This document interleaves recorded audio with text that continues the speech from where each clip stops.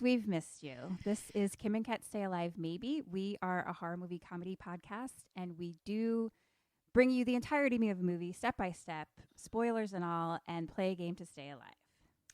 And we have one of those for you this week. But before that, we normally spend 20 or 30 minutes talking to you guys about our lives and what's going on with us. And we don't think we're the voices that you should be listening to right now for that. So in lieu of us going into our personal lives, we have some voices that have impacted Kim and I this week that we would like to share with you personally. So there's an article I read years ago when I was confronted with my white privilege, and it really helped me. It's called How to Explain White Privilege to a Broke White Person. I will share a link. A documentary that is currently streaming on Netflix is Ava DuVernay's 13th. It's a documentary that I've watched 3 times, and every single time I watch it, I learn something new. The Daily Show Instagram, there is an IGTV of Trevor Noah, also Kimberly Jones, and they both give perfect summations of what this is all about. And finally, there is a video of John Oliver. We know that he is a white voice, but he does an amazing job of helping all of us to understand what is going on and specifically what defunding the police means. And then he does exactly what he should do, and he turns the mic over to a Black woman at the end. So we will also share a link to that.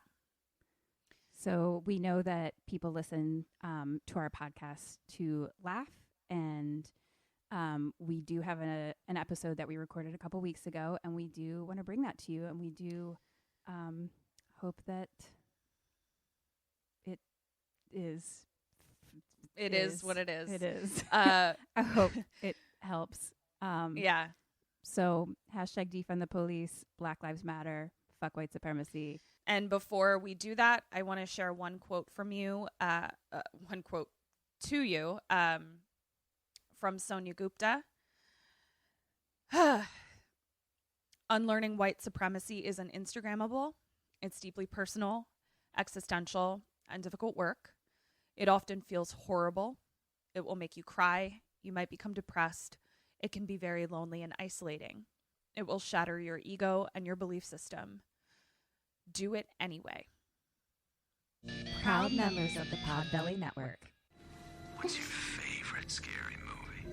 Oh, come on, you know I don't watch that shit. Why not? Too scared? No, it's just what's the point? They're all the same. Some stupid killer stalking some big-breasted girl who can't act, who's always running up the stairs when she should be going out the front door. It's insulting.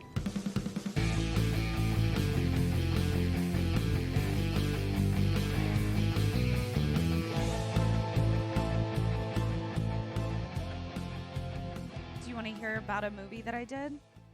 I really do. Okay. Because it looks like horror Harry Potter, which Right. couldn't be more Ketryn. Like if I could put Ketryn into a bullseye, it would be horror Harry Potter. You're not holding wrong. a cat. You're not wrong. So I think I'm slightly lactose intolerant. I'm going somewhere with this. That's not where I thought this was gonna go, but I'm with you. Take me down the path. It's gonna wrap back around. Okay. Take me down the path. I'm on the road with you. I'm on your donkey. Great. So there are times, a lot of times during quarantine, where I've said, I am going to eat this pint of ice cream in one sitting. Sure. Afterwards, I'm going to feel like there is a brick made of gas inside of my very abdomen, Right. that is ready to explode in pain and horror at any moment. I eat that pint of ice cream knowing full well that that's going to happen, but I still eat that ice cream. Right. I Googled horror, comedy, some other word. Because I was like, I need something light. I need something silly. I need some, horror ice cream. I was looking for dairy-free vegan horror ice cream. Right. They were out. What they showed me was my very favorite flavor, horror Harry Potter.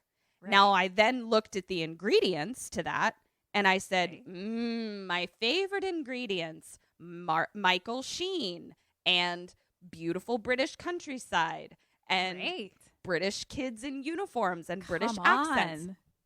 Come on. Well, then I looked down at the sugar content, all that stuff we don't really want to read. And it said 37% on Rotten Tomatoes. Uh-oh.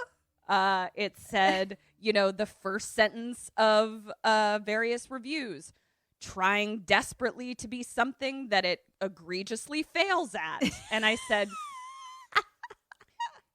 but you know what? I'm still going to eat this pint of ice cream. And so what I'm telling you right now is, do you think I have a big, giant for a brick in my bubble stomach of pain? Yeah, that's what happened to me. But here we go nonetheless, everybody. Are you ready to hear the tale of Slaughterhouse Rulez? I fucking am, man. Okay. Now, you're immediately going to hate it because I actually had to cross out characters because there were too many dead or alive. Great. So I tried, Burns. I tried to help you out. Here we go. Wallace. Alive. Willoughby. Alive. Cleggy. Matthew Clegg, but he goes by Cleggy. Peggy, who is not my mother, but is Simon Pegg. And his name is actually Meredith in it, but I call him Peggy the entire time. Alive. The Bat, otherwise known as the Headmaster. Dead. Played by Martin Sheen. Clemcy, short for Clemency. She's the lovely, most popular blonde girl in school. Dead. Kay, also a girl. Alive. Hargreaves. They're alive.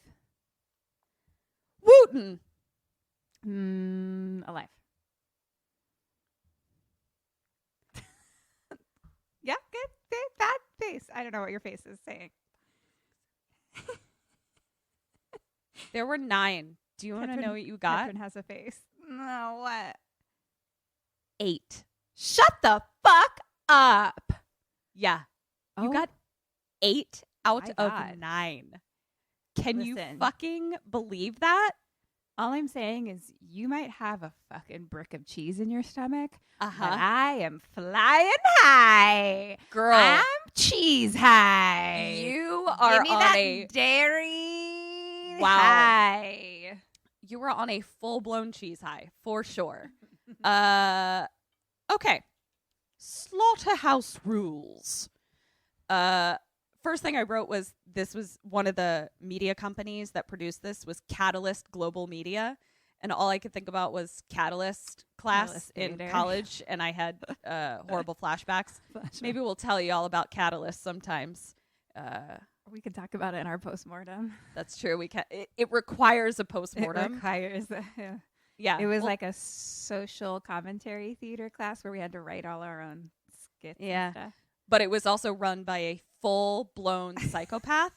So we'll go ahead and we'll postmortem Catalyst. You can join our Patreon for some of those stories that broke people. Ooh, my. Here we go. Okay, so Catalyst Global Media presents Slaughterhouse Rulez. We hear British trumpets, and we see one of those video brochures for a lovely British boarding school called Slaughterhouse, established 1770. Hoity-toity promo video for Slaughterhouse Academy. We then see that it kind of pans out, and it was a kid watching the video on a laptop. And he's like, why are you showing this to me, Mom? Like, he doesn't understand. And she's like, a spot just opened up. She's like, I drove 6 hours there and 6 hours back to like talk to the headmaster, personally. She's like, it's a great school. She's like, you need a change. She's like, you're depressed. Like, your friends suck. And like right at that moment, one of his friends comes in and opens the fridge, drinks all of the milk, burps, and then is like, you're out of milk, Mrs. Wallace. And she's like, see, you got to get out of here, bud. And she's like, you don't get up till midday. And to which I wrote, what about real school? Like, doesn't he have school, just not at this prestigious British boarding academy? Like, why is he sleeping till... Seems like there may be a failure in your parenting, Mum, because he also needs to go to real school. So he's super reluctant, but like he's looking through the brochure, and it's just the most gorgeous, beautiful British countryside academy that I want to live in forever. It was everything I wanted it to be. It was that first couple bites of ice cream. I just feel concerned that it's called Slaughterhouse. Like, how is that? Well, there's actually, because it's in the town of Slaughter. So like it actually is a town there. I believe there's a real town in England called Slaughter, Upper Slaughter. Yeah. Well, we'll postmortem that as possibly making that up. Yes, for sure. Is that just your Ben and Jerry's ice cream flavor that you're deciding? It might be. And I just put PM next to it for postmortem because I do want to know. I just feel like sometimes England has like insane town names, like really fucking weird town names, but maybe I'm making it up. Who knows? So, looking through the brochure, we see a couple weird things. So like first we see, obviously he flips to a page where there's like a gorgeous blonde girl on it, which like piques his boner. Of course. You know, and he's like, maybe this place won't be so bad. Then he flips to the next page, and there's, like, a student in, like, a military uniform. And he's like, they've got their own fucking army. And she's like, it's a cadet base. So I guess it's more like, kind of like the British ROTC in a way. Where it's like, you know, it's not the military, but, like, they're doing military-esque things and training. Right. But like they're holding a gun, like they're holding a weapon. So it's, I don't know how England does it. But I feel like ROTC does that. Well, that's what I don't know. Like I only ever saw ROTC kids like in their gray sweatsuit running around campus at 5 a.m. when I was coming home from a party at 5 a.m. So. Oh, but I feel like in like their, you know, fancy pictures when they're in like uniform and stuff, they're usually like holding a gun, like a rifle or something. Okay, then maybe I might be making that up, but it feels that like that. We'll post more on that too. Great, we got it already. We are in minute 2, and these are all of the things we're postmorteming. So,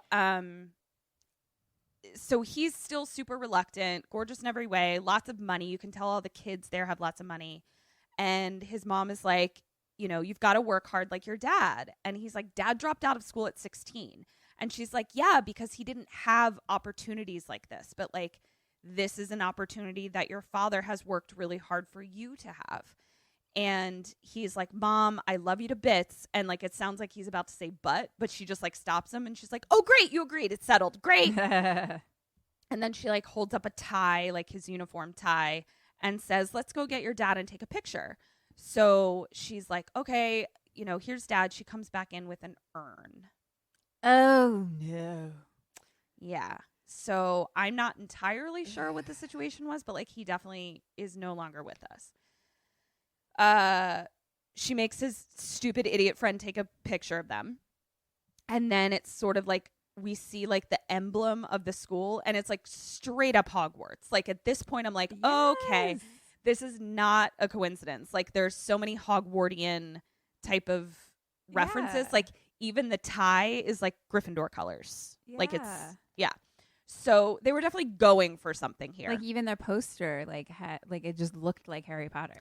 They were going for something. No question. They were selling me some delicious chocolate with peanut butter swirls, full dairy ice cream. They were. They really were. Yeah. So cut to first day of school, and I wrote straight up Hogwarts with prefects and everything. And we learn that Simon Pegg is a professor. His name is Meredith something or other, but I call him Peggy the whole time. And his mom is like walking him, into the Coliseum of a school. And she's like, the worst is over. We hit bottom. Now you're going to school in a bloody palace. And like, we can tell that like this is something that she says to him a lot of like, the worst is over. Like you've hit rock bottom, which means you can only go up from here, which is something that's one of I always say I'm from the church of rock bottom, that you can make amazing things happen when you've hit rock bottom. So, which is also something that J.K. Rowling says. So, cut to another kid in a dorm room, and he has this like bejeweled box that he's holding, and there's like brown powder in it, and he fucking snorts a bunch of it and is like, okay. Yeah. Wow. Here we go. And I was confused for the majority of the film, but I found it out at the end, so I'll just tell you. I was like, brown Coke? Like, what is happening? Is British Coke brown? I was so confused. It's snuff. Do you know what snuff is? Is that tobacco? It's straight up tobacco. You're just snorting tobacco. Did you even know that was like I did not know that was a thing, but it makes sense. Like, of course it would like get you real high real quick. I don't know that I've heard of snorting tobacco. Yeah, I guess snuff in and of itself is the snort version of tobacco. Wacky tobacco. But it ain't that the truth. But then that also makes sense because like at one point he like offers his professor like some snuff, and I'm like, right. What the fuck is this school? Like what allowed. Is happening? Right. Okay. So we're in the dorm room, and like at this point it's just like bunch of kids milling around, just like bells ringing, get your books here, put your uniform on. Cheerio. Pip pip cheerio. We're in like today's time, right? For sure. Yeah. And at one point, a kid like knocks on Snuff Boy's window and like hands him a rifle and is like, "Can you hide this for me?" And I'm like, "Where are we? What the fuck is happening? What is in this fucking ice cream? Like, what is happening?" Kid hands him a rifle. Kids around campus. There's a couple of kids that are kissing like while looking at their phones over each other's shoulder. Oh boy. The kids literally like bring trunks to school as opposed to suitcases. Like, it's just everything I want for my life. Just trunks and England and British accents. And so like a couple of kids like throw a trunk down the stairs, and it kind of like goes past this like really creepy monstrous lady who's just like what? And I'm like, what? This school even has ghouls. Like, what is going on? Ghouls? Yeah. And so they throw the trunk down the stairs, and the gun kid, the kid that like put the gun into the window, opens the trunk, and there's like a child inside that like some other kids threw down the stairs. And I just wrote, where are the British manners? These kids are assholes. And okay. I guess teenagers are assholes everywhere. In every part of the country. Or world. Yeah. I had no idea. Like, I just thought British people were always British from the British of the British starts. I was wrong. So now we meet Simon Pegg. Simon Pegg comes into Snuff Kid's room, and he's like, Willoughby, your new roommate. Wallace, this is your study. Welcome, blah, blah, blah. So we learn that Snuff Kid's name is Willoughby. And Wallace is our new kid. So they will now be referred to as Will and Wall. If I say that. That's... From the window to the wall. So Will is like, welcome to hell, bit of snuff. And Wallace is like, no. And everybody laughs uncomfortably. And Pegg says Will is part of a long line of Sparta. We don't know what Sparta is yet. that have left their mark. And then we literally see that there's like hash marks on the wall. And Wall's mom sees a name carved into the door. And she's like, Viscount Seymour? Is he here? Viscount also is spelled discount, but with a V, but it's pronounced Viscount. So I was like, is that a first name or a title? Right. Well, guess we're post-morteming Oh. as well. Oh, was that a question to me? I don't know the answer to that. You're the one who claims to be a British a scientist. British scientist? I know. I didn't learn that yet in my studies. Okay, so we'll find out. If it's a title, I guess those aren't the guys I'm fucking. Right. True.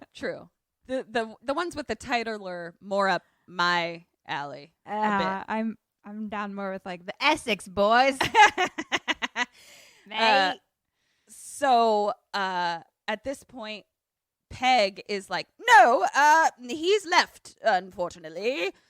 And then he like turns to Will and he's like, damn it, I thought I'd give you orders to clear out Seymour's stuff. Like he's definitely was like supposed to like make it look like Viscount Seymour was never there. And he excuses himself, Pegg does, and he's like, excuse me, need to have a word with the matron. And we learn that the matron is basically like the school nurse, and like she was the ghoul on the stairs. Okay. Just a very. Did you ever watch Broad City? Yeah, but not consistently. Okay, there was this like gross old ghoul of a woman whose name was not Carol but Geralt, and all she ate was like out of vats of plain yogurt.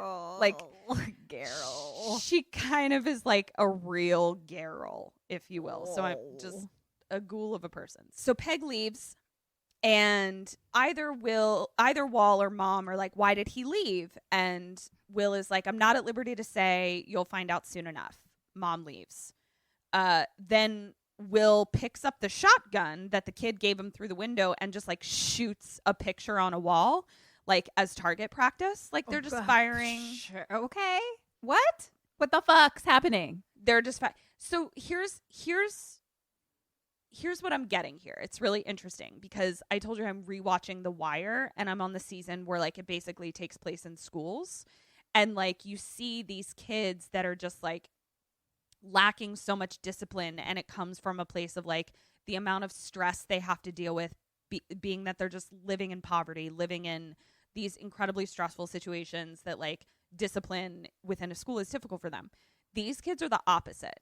They have so much fucking money and so much fucking privilege that like discipline is like a non-entity to them. Like it doesn't mean anything. Right. So, let's see. Reminds me of someone. Who?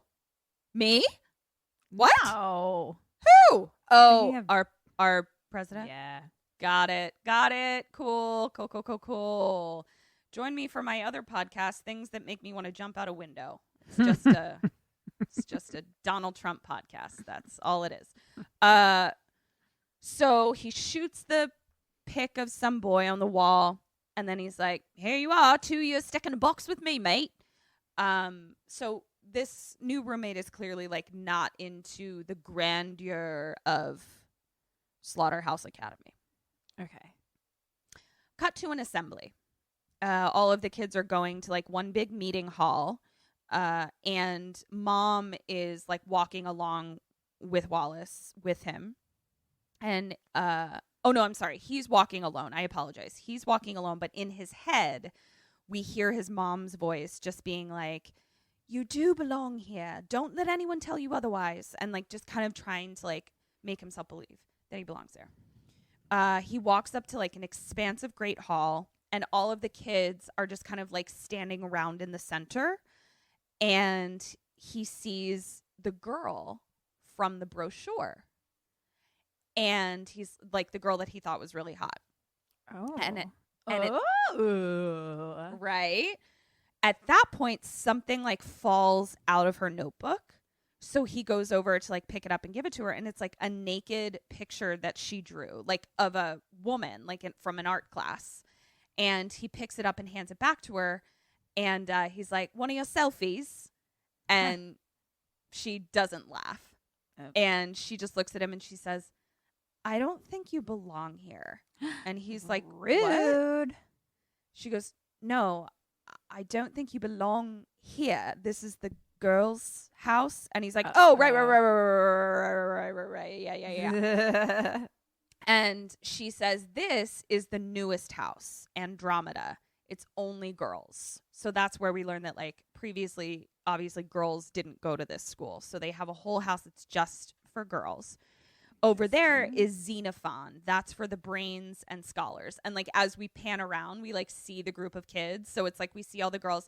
Then we see the group of kids that are the brains and scholars, and they're, like, playing chess. And then Olympus. Does that mean that the other ones are just boys or the other ones are combinations? Just boys. Okay. Yeah. So it's basically like they had 3 houses probably, and then they were like, we accept girls now. And they're like, okay, great. We'll just put all the girls into one house because that's their dominant character trait, is that they are of the female persuasion. No other differentiation between them. No other differentiation at all. So Xenophon is for brains and scholars. Then we pan over to Olympus, which is for, can you guess? Olympus, for gods and goddesses. Close. Jocks. That's for the sense. like the sportsmen. People. Sportsmen's. Then we get to Sparta, which someone has changed the sign to read Farta. And the kid holding it is like picking his nose. And they just like all look like hoodlums. Like they're just like disaster children. And Wall's roommate like waves him over. And she's like, I think that's you. And he like walks over. He's like, cool. Made a great first impression. So now we cut to a blonde kid who just straight up looks like Draco Malfoy. Just straight up Draco Malfoy. His name is Matthew Clegg. And he walks up to Wallace and he's like, what are you doing? Talking to an upper sixth? You don't look at upper sixth, let alone speak to them. I don't know what upper six is. Already wrote PM. So... So he's like, keep your eyes on the floor and stand with your house. We learn that his name is Matthew Clegg. His roomie comes over and he's like, you've upset Cleggy. That's not good. Comes from a long line of war criminals. And I'm like, what is this school? Long line of war criminals? Of straight up war criminals. At this point, we see Caspar de Brunis, who is the head of school, who is not the headmaster. Head of school is an actual student boy who's the head of the school. Like the head boy, the chief prefect, something like that. Right. And he is the one who says, bathing in the lakes and the woods are completely out of bounds to all those who do not wish to suffer slow and painful death.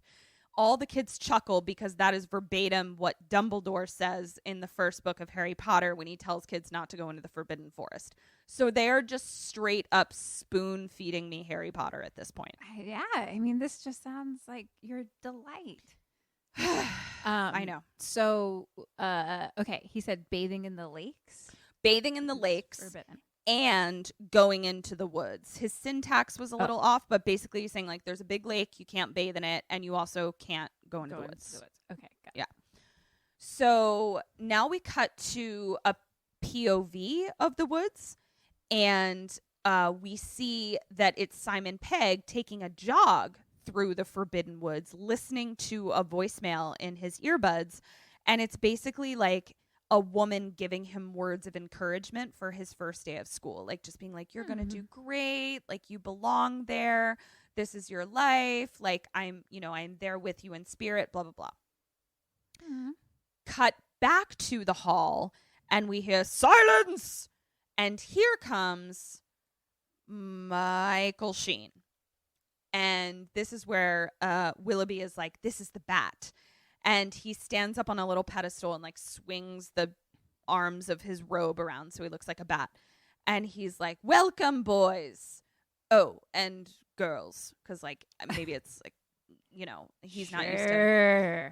And he says, when I arrived last year, I promised to shake things up and make our school great again. Yup. Just going to leave that there. It was intentional. This was made in 2018. Oh, no. Yeah. And he says, a family of proud Slaughtarians. I once went here. Those who would like to see us fail, there lies gossip and envy. But I say, bring it on. Percades ad astra. Through slaughter to immortality. What, sir? That's your school motto? What?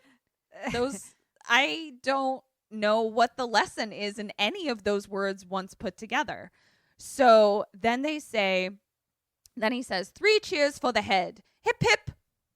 Hooray. Hip, hip. Hooray. Hip, hip. Hooray. You did it. Nice Thank work. you. Okay. So now we cut back to Simon Pegg crying in the woods, listening to the encouraging voicemail over again. And he's just like, like he's super stressed. All of a sudden we hear a full-blown explosion. And he looks up, and over the trees, it appears to be this giant structure, this giant scaffolding tower, this, some sort of industrial like thing in the middle of the woods that's like exuding green smoke. What? Yeah. And he's like, what the fuck? So now we cut back to the hall where they're all congregating, and a whole bunch of British hippies bust into the hall, and they're like warning of just be with me, just strap in. Okay, I'm just having a hard time putting British hippies together in my brain. They look exactly the same as American hippies, but with British accents. Wow. Yeah. Wow. Wow. This is exciting. Yeah. So they bust in to the hall. To the hall. Yeah. Okay. And they're yelling about toxic gas and calling it a frack attack. And they're like, tell us what's really going on in the woods, Headmaster. And they're like passing out flyers saying that fracking is happening. And the head hippie gets in a prefect's face to be like, yo, this is bad.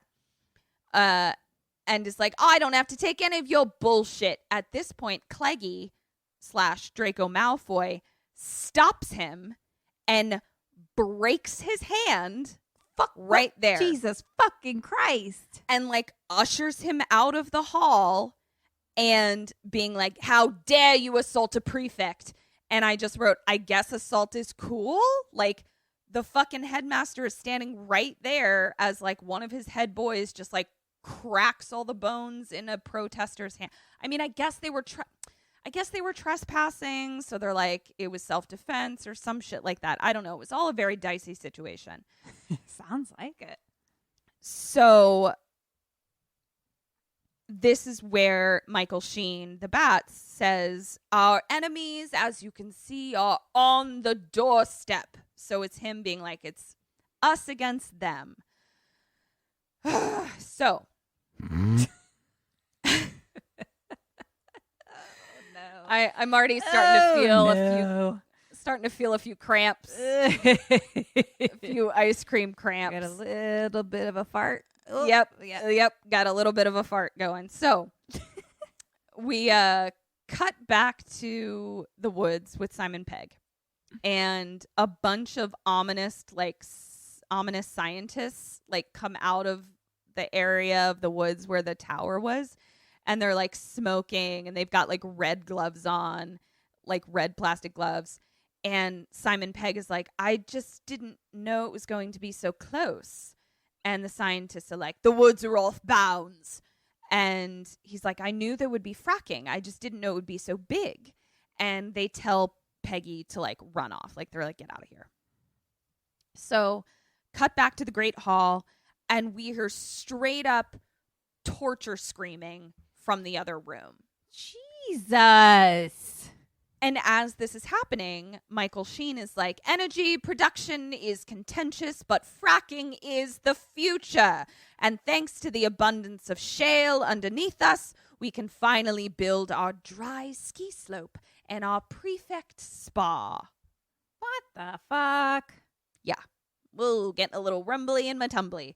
So now Draco comes back in, Cleggy comes back in, and he's just got a bit of blood on him, just wiping his hands off a bit. And I wrote, he's not hot. That's Draco for you. There's something happening there. Ooh, what did you do with rolling up those sleeves 3/4 so I can see your muscular forearms that just crushed all the hands in a man's bones in a man's hands? Hey there. And at this point, he's like wiping blood off his face. All the kids like turn back to him, and he quotes fucking Caligula. Do you know you know Caligula? Yes? Vaguely. Oh, honey child, this is going to be a fun one to post-mortem. I think we might just need an entire post-mortem episode. It's going to be this. Yeah. It feels like it. Oh, my. So he quotes Caligula, who is one of the most disgustingly abhorrent human beings to ever be on the planet, let alone rule a large group of people. He was a Roman emperor. Truly terrible person. And he says, to quote Caligula, let them hate so long as they fear us. Oh, boy. Woo. Yeah. Yeah. Oh, my tummy. Oh. All I wanted was some Harry Potter horror. My little tum-tum. Yeah. So, okay. Let's see. Great. Let them hear. Great. Yep. Cool. Yep. Okay. Great Cool, thing cool. to teach our impressionable, wealthy youth. It's going great. So, Michael Sheen, the Bat, seems fine with this. Like, he's just kind of like, meh, okay. And I wrote, it seems like this kid is the boss because of his parents, which is like very, very common in private schools. Like, we even had a little bit of that in our private school. Obviously, it wasn't as like egregious as this, but it's definitely like when parents are paying $30,000, $40,000, $50,000 in yearly tuition, you know, you don't want to lose that income, so you let a lot of things slide, and it's super fucked up. Mm-hmm. So, what house is he in? I believe he's like the head of Sparta. So it's like, even though Sparta's like a bunch of like miscreants, he's like the head of it. Like, you know what I mean? Mm-hmm. So like above the fray, if you will. So, or he could be in, it's unclear, but he's the head of the school, or he's up there. And, so now we cut to,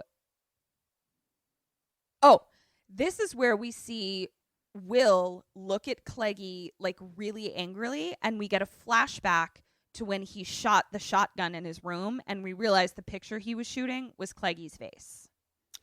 Oh, so he was using his old roommate. Not his old roommate, but it's someone that like, because his old roommate was Viscount Seymour, but the Cleggy's picture is up there, and he uses his picture for target practice. Yeah. Okay.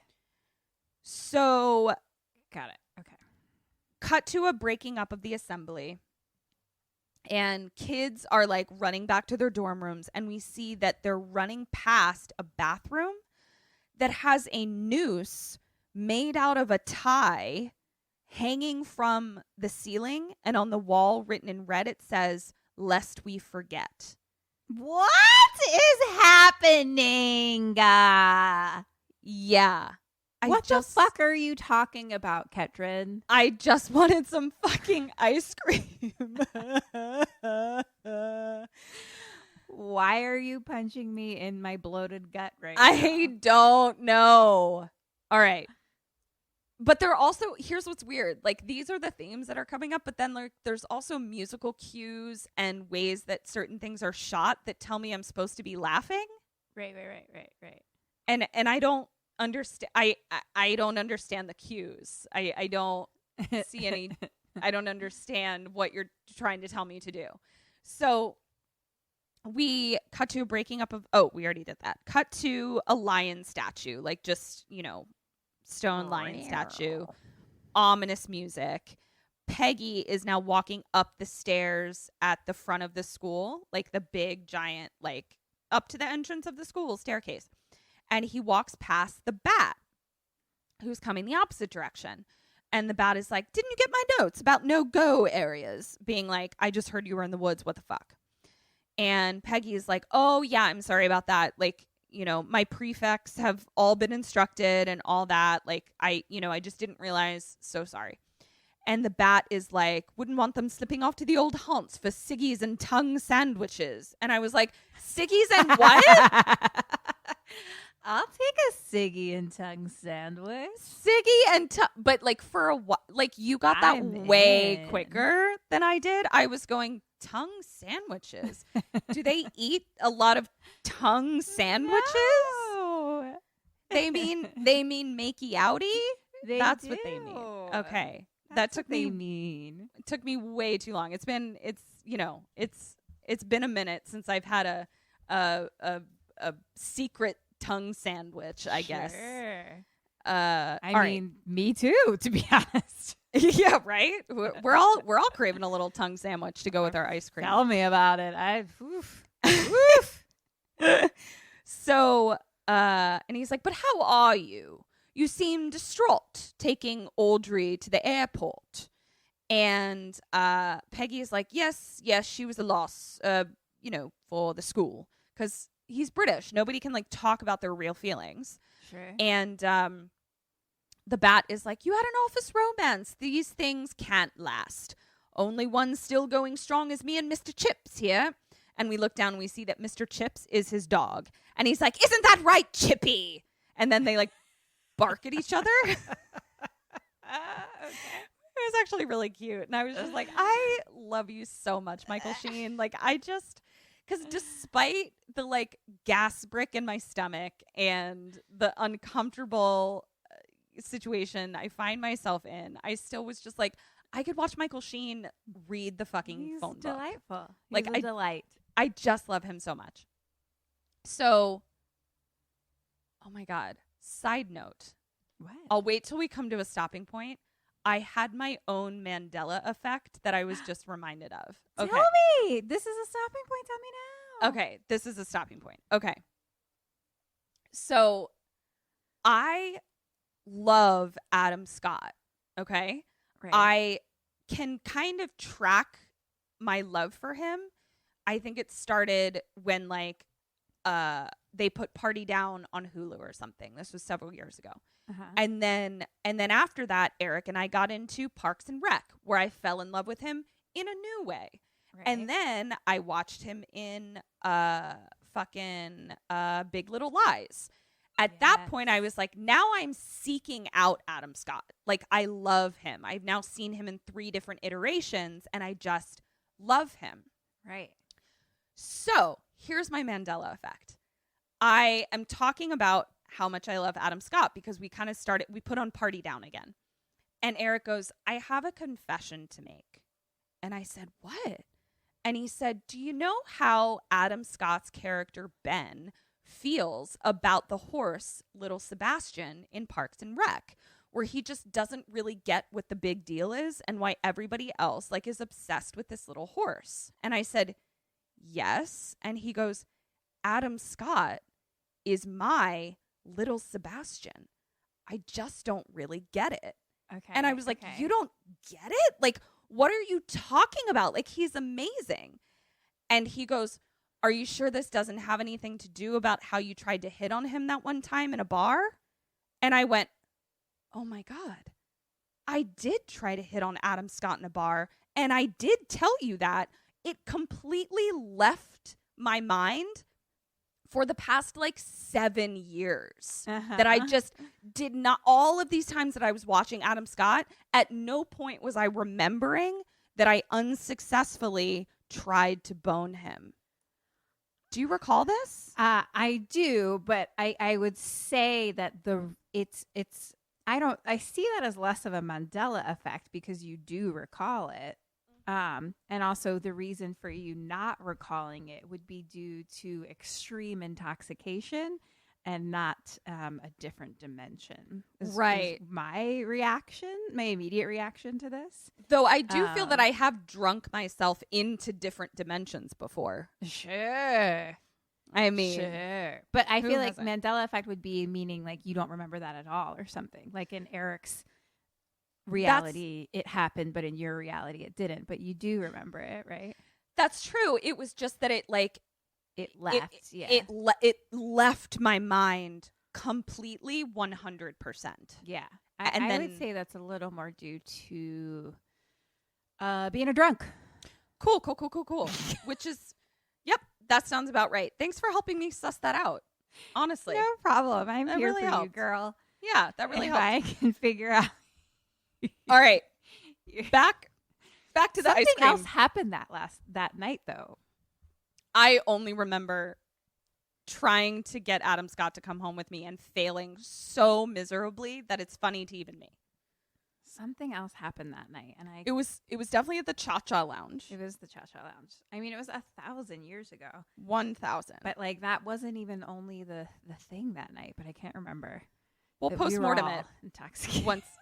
We'll postmortem what happened at Cha-Cha Lounge that one night many years ago. We're gonna search our brain databases underneath the cobwebs of alcohol. Ooh, real syrupy in here. Oh my God. Boop, boop, boop. I can't fucking wait. I'll put Sleep Kim on it. See what she recalls. Please do. I'd really like to know more about that night that I attended and was at. So Adam Scott, not in this movie. Not in this movie. Moving on. Not in this movie at all. Why did that even come up? Because I love Michael Sheen in a similar way. I think that's what it is. That I love Michael Sheen in a similar way. So in my head, Eric had said, I don't get what it is about Michael Sheen. He didn't. He said, I don't get what it is about Adam Scott. And then, okay, you guys were there. You heard where it went from there. You're just explaining what had just happened that they all heard. Yep, there we go. Okay, back to my bowl of poisonous ice cream. Okay, so now we cut to a camera soaring over the lake and the beautiful grounds. And then we cut to the gross fracking station. So it's definitely like a dichotomous scene of peace and then total destruction of Mother Earth. Got it. So we go into the fracking station, into the like fracking office place, and the two frack holes are like some sort of underground cave system. And they're like, no wonder a sinkhole appeared. So clearly there's like a sinkhole that appeared somewhere. And he's like, we hit the mother lode.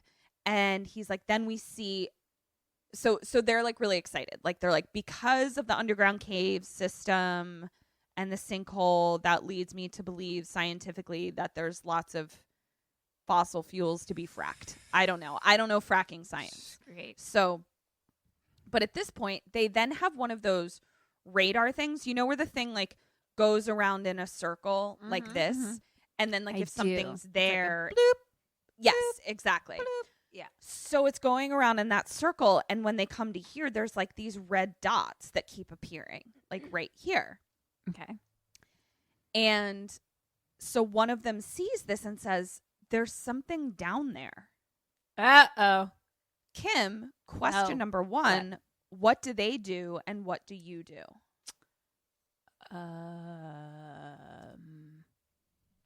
So they're like basically getting ready to pump whatever the fuck they pump.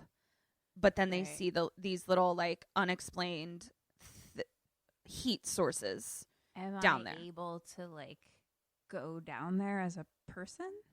I don't understand how this you shit have works. you have equipment. You could go down there as a person, but like you have all things at your All the disposal. things. I'm gonna send my little Mars rover down there and fucking video camera robot what's happening.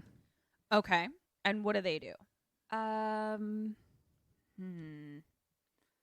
I'm going to say they either do the same or they're just like, fuck it, let's do it anyway. But I don't know them quite yet.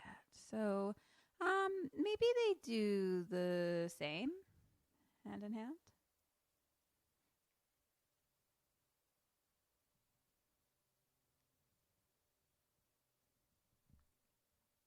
Ketryn's having a ding situation. There you go. That was a single bicycle bell for you. Thank you. Yeah, investigate something. Do anything. Take a look. Why do you have this heat sensor radar if you're just going to ignore the information on it? I don't know. But what they do is they say, I'm sure it's just moles. Pump at will. Damn it. Cool. So now you know them. Now you have some information about what pieces of shit they are. Figured it out. So now we cut to Peggy in his room talking on video phone, much like you and I are, to Margot fucking Robbie. Oh, interesting. She definitely did this as a favor to someone because this was 2018 that this came out. She was like full blown, like top tier Hollywood star by this point. And she is on a Zoom and she's like in a tent, like as a doctor, like a Doctors Without Borders type of situation. Okay. And Peggy is drinking alone in a dank, dark room and saying that he's made a terrible mistake and he should have gone with her. And Margot Robbie is like, her name is Audrey, by the way. This is where we learn that this is Audrey. Is she British? Australian. Oh. And she like is Australian. Margot Robbie is. So she's just using her Australian accent. Okay. And she's like, Sparta is your life. And she's like, especially after what happened last year. And at this point, a hot doctor comes into frame and like whispers something in her. And I'm talking like real fine. Like real cute. Get in my belly. Yeah. Belly? Kim? Is that the ice cream that we're eating? Oh, that's the ice cream. I see. I thought you just had been doing sex wrong forever. And I was like, what have you been doing? That's not what we do? Nope. Nope. Not what our little button here is for? Yeah, that's what your belly button's for. It's Get for in just my belly. to get gross. Okay. So hot doctor comes and whispers in her ear and like literally kind of like shoots Peggy a look. That's just like, I'm talking to your girl. Mm-hmm. And Peggy is like, who's that? And she's like, oh, it's Dr. Francois. And she's like, and he wants me. I mean, he needs me to go assist him. So I have to go. And I wrote with his dick. Yes. So then we hear something like outside of the tent and it like sounds like gunfire and explosion. And she's like, I have to go. It's rebel fighters. And like the line goes dead. Like it goes staticky, internet connection out. And Peggy is like beside himself, totally distraught and like hits the bottle like real hard with his mouth. Not like hits the bottle like a boxing, like he hits the bottle to drink it and put it into his belly. His belly. Where dicks go. Dicks go. Yeah. Dicks and ice cream licks. and liquor. Dicks and licks. So my favorite things. Dicks and licks. And ice cream in my belly. and ice cream. So at this point we cut to a line of boys standing outside a nurse's office and we hear one of them say, why did Miss Audrey leave? And it's the ghoul woman who's like and she's like pulling things out of boys' ears. Like I'm like, why is there a pandemic of wax buildup at this school? I don't understand what's happening. But like all the boys are like, I don't want her to pull things out of my ear. And she was the and that's where we learned. So Miss Audrey was the nurse at the school. Oh, wow. And then she That's a left. real changeover. Yeah, they went from Margot Robbie to ghoul woman. I wrote, there's a creature-ish woman pulling things out of boys' ears. Okay. Yeah. So now we cut to Wallace and Will in their dorm room. And there's other boys too, like just hanging out together. And they're talking about how they thought fracking was bad. And they're like, didn't you hear about those 6 earthquakes in Oklahoma? And I'm like, yup. Yeah. So then another prefect boy comes in and yells at all of them. He's like, lights out in 10 minutes. There is something that I feel like I would like about that, like the structure of like lights out, where it's just like, good night, figure out how to be asleep kind of thing. Just figure it out. Yeah. I don't know. Be good. So he like gives shit to Will, like just being like, fuck you. And he's like, why weren't you at rugby? And Willoughby is like, I never touch the balls is my motto. And he's like, plus I have a note. And the prefect is like, where did you get that? Suck off the doctor? And he's like, just a hand job. And I was like, oh, Kim gives hand jobs for money. Had one this week. Yeah, you did. So at this point, the prefect like also confiscates an electrical device from one of the other boys, being like, no electronics in the dorm. Okay. And I made a point to write this because I was like, surely this will come into play somewhere. Spoiler alert, it doesn't. Great. So someone then yells for them to come down to the hall. So they're all like getting ready to go to bed. And then we hear like, meeting in the hall. And so like everyone gathers around and it's all of House Sparta. And Peggy is holding up the tie noose that he saw. And he's fucking furious. And he's like trying to get someone to come forward to admit to it. And he's talking about how disrespectful it is and blah, blah, blah. And like, this is not, who we are and everything. And he vows to get to the bottom of it. And he leaves. And Draco Cleghorn is like, oh dear, hope this doesn't cast an awful light over House Sparta. And that's where I was like, maybe he's not House Sparta. Maybe he's like a different house, because it seemed like he was like kind of jazzed that like this would add to the bad reputation of House Sparta. So that's why I was unclear about what house he was in. Okay. So then the other prefect is like, back to your beds, lights in 3 minutes. So Wallace at this point asks Will, he's like, what was that all about? Like, and we learn that Viscount Seymour, Will's old roommate, hung himself with a tie in the bathroom last year. Okay. Yeah. I saw that coming. Yeah. So cut to all the lights going out throughout the whole school. We're like on the outside of the school and we just see lights going out. Lights out, boys! Lights out! Lights out, you bungholes! Lights out! And all the lights are going out. Did they say bungholes? No, but I did. Interesting. Yeah. I've never heard you use the word bunghole in my entire life. I think that's because I've never used it before. but with God, a British accent on top of it was very special. God damn it if it didn't come so fucking naturally to me just then. Okay. So now we cut to night time. Wallace is laying awake and he's thinking about his mom telling him that his dad worked so hard for him to have this opportunity and to be there, and that this was his dream for you to be here.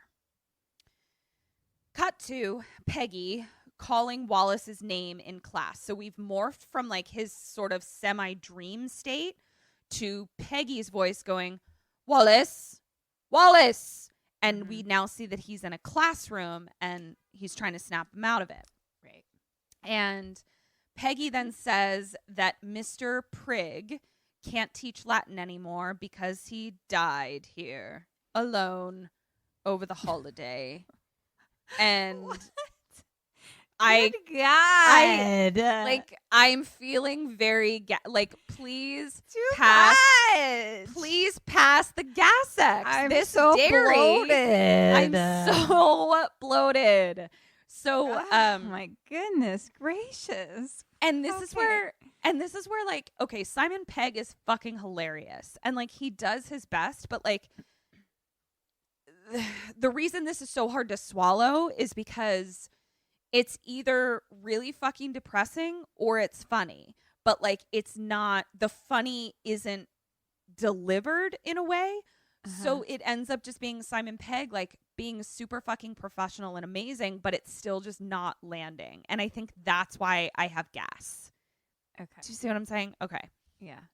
I want someone to just like drop into this podcast like right then where I'm like giving a really astute description of why the comedy and script of this movie doesn't work. And then I end with, and that's why I have gas. Yeah. I mean, they'd understand us right away. Yeah, it's true. So we then see that like this information of Mr. Prigg dying alone on campus over the holiday like affects him in a sort of like, fuck, that's going to be me kind of way. And he says he isn't much for Latin, but he'll do his best. And he says, tempus fugit, am I right? And all the, like, makes a joke and none of the kids think it's funny. Also, what is tempus fugit? I also wrote postmortem. God damn it. I know. And at that point, he like starts looking at the book and he's like, I don't understand any of this. And we realized he was holding it upside down. And at this point, smart kid is like, by the power of witches. And he's like, what? He's like, page 118. Would you like me to start reading there, by the power of witches? And he's like, oh, yes. Of course. Bartlett, read on, young chap. At that moment, and he reads, at that moment, as I recall, the earth yawned open by the power of witches. Now we cut to another scene where there is a kid dinging a bell for like a quiz that he's giving his friend to be like, you have to pass the house test. Okay. And so he's like, quick, name 3 famous Slaughtarians. And the kid says, Marquis de Sade, Jack the Ripper, Pierce Morgan. Jesus Christ. But then he's like, don't piss about, Wooten. He's like, sorry, Hargreaves. Like he was joking, being like, okay, these are the worst people I could possibly think of. They're probably alumni of. Yeah. Okay. And I love that Marquis de Sade, Jack the Ripper, and Pierce Morgan are the 3. And I was like, sound logic. That's fair. Yeah. Also, Kim played opposite the Marquis de Sade in a amazing college production. I was Jean-Paul Marat. Yes, you were. In Marat's Sad. She was extraordinary. So, it's one of my favorite roles I've ever done. Isn't that so funny? Because the role I played in that play was one of my favorite roles I've ever done, too. I think it was just a great fucking production. Yeah. It was a great production, actually. Yeah, too. Yeah. So, he's like, don't piss about, Wooten. And he's like, sorry, Hargreaves. And then Hargreaves is like, what year was it built? And Wooten says, 1770. And he goes, no, that's when the school was founded. It was built in 1334. Fuck this. And he's like, school motto. And what does it mean? He's like, Percades ad astra. And he says, and the meaning? And he says, never knowingly undersold. Take it like a man. Give us your cash. And he's like, no, that's not what it means. And he says, if you're not word perfect, Clegg is going to feather you and we're both going to get grounded. So it's clear that like Cleggy is like, makes them take this like dumb historical thing about the school just as an opportunity to tar and feather students. Where are there adults in this scenario? I want to know what it means though. Do we find out? We do. We get to it. We're cutting back and forth between this little quiz happening and Latin class. So now we're back at Latin class, and the boy is still reading and says, I caught a glimpse of hell deep below and of Cerberus waiting to make a meal of me. And at this point, Peggy tries to make a joke, and he's like, makes life hell for the postman. And all the kids like don't laugh, and he's like, God damn it, like they just don't get him. So now we cut back to the boys quizzing each other, and Hargreaves like slams a book on the table and he's like, it's all here in the school myth. And I was like, oh, perfect exposition dump. I needed this. So we get the myth is a wandering knight returned from the Crusades in 1334. And with the help of his faithful dog, he slays a mythical beast that had been terrorizing the town of Upper Slaughter. In return, he was gifted this land and the title of First Earl of Slaughter. Hence the motto, through slaughter to immortality. So basically, like, he's immortalized now because he became the Earl. Whatever. Okay. So now we cut back to Latin class, and we see above Peggy is a portrait of someone who looks like an Earl with a little doggy at his feet, and the doggy looks like Chippy. Mr. Chips. So I was like, is the bat immortal and the dog is still around? Immortal too? What am I watching? Ow, my stomach hurts. So Wallace is like daydreaming out the window, and those bulbous helicopters fly by, like the ones that are like not like lithe little helicopters, but they're like kind of a plain body, and they've got like a helicopter spinny on the front and a helicopter spinny on the back. And they're just like kind of, they're choppers, but like they're bulbous looking. They're like military choppers. Do you know what I'm saying? Okay. I think. Yeah. So they like fly over the school. And Will is like looking out the window as he sees these fly by. And Will leans over and he's like preparing for evacuation, hopefully. And then Wallace looks down to the ground and he sees Will was just being an asshole. Like, he was just being like, maybe they're coming to like evacuate all of us because I hate this place. And then he looks down and he sees the girl from the beginning, from the brochure, and the girl that he talked to in the hall.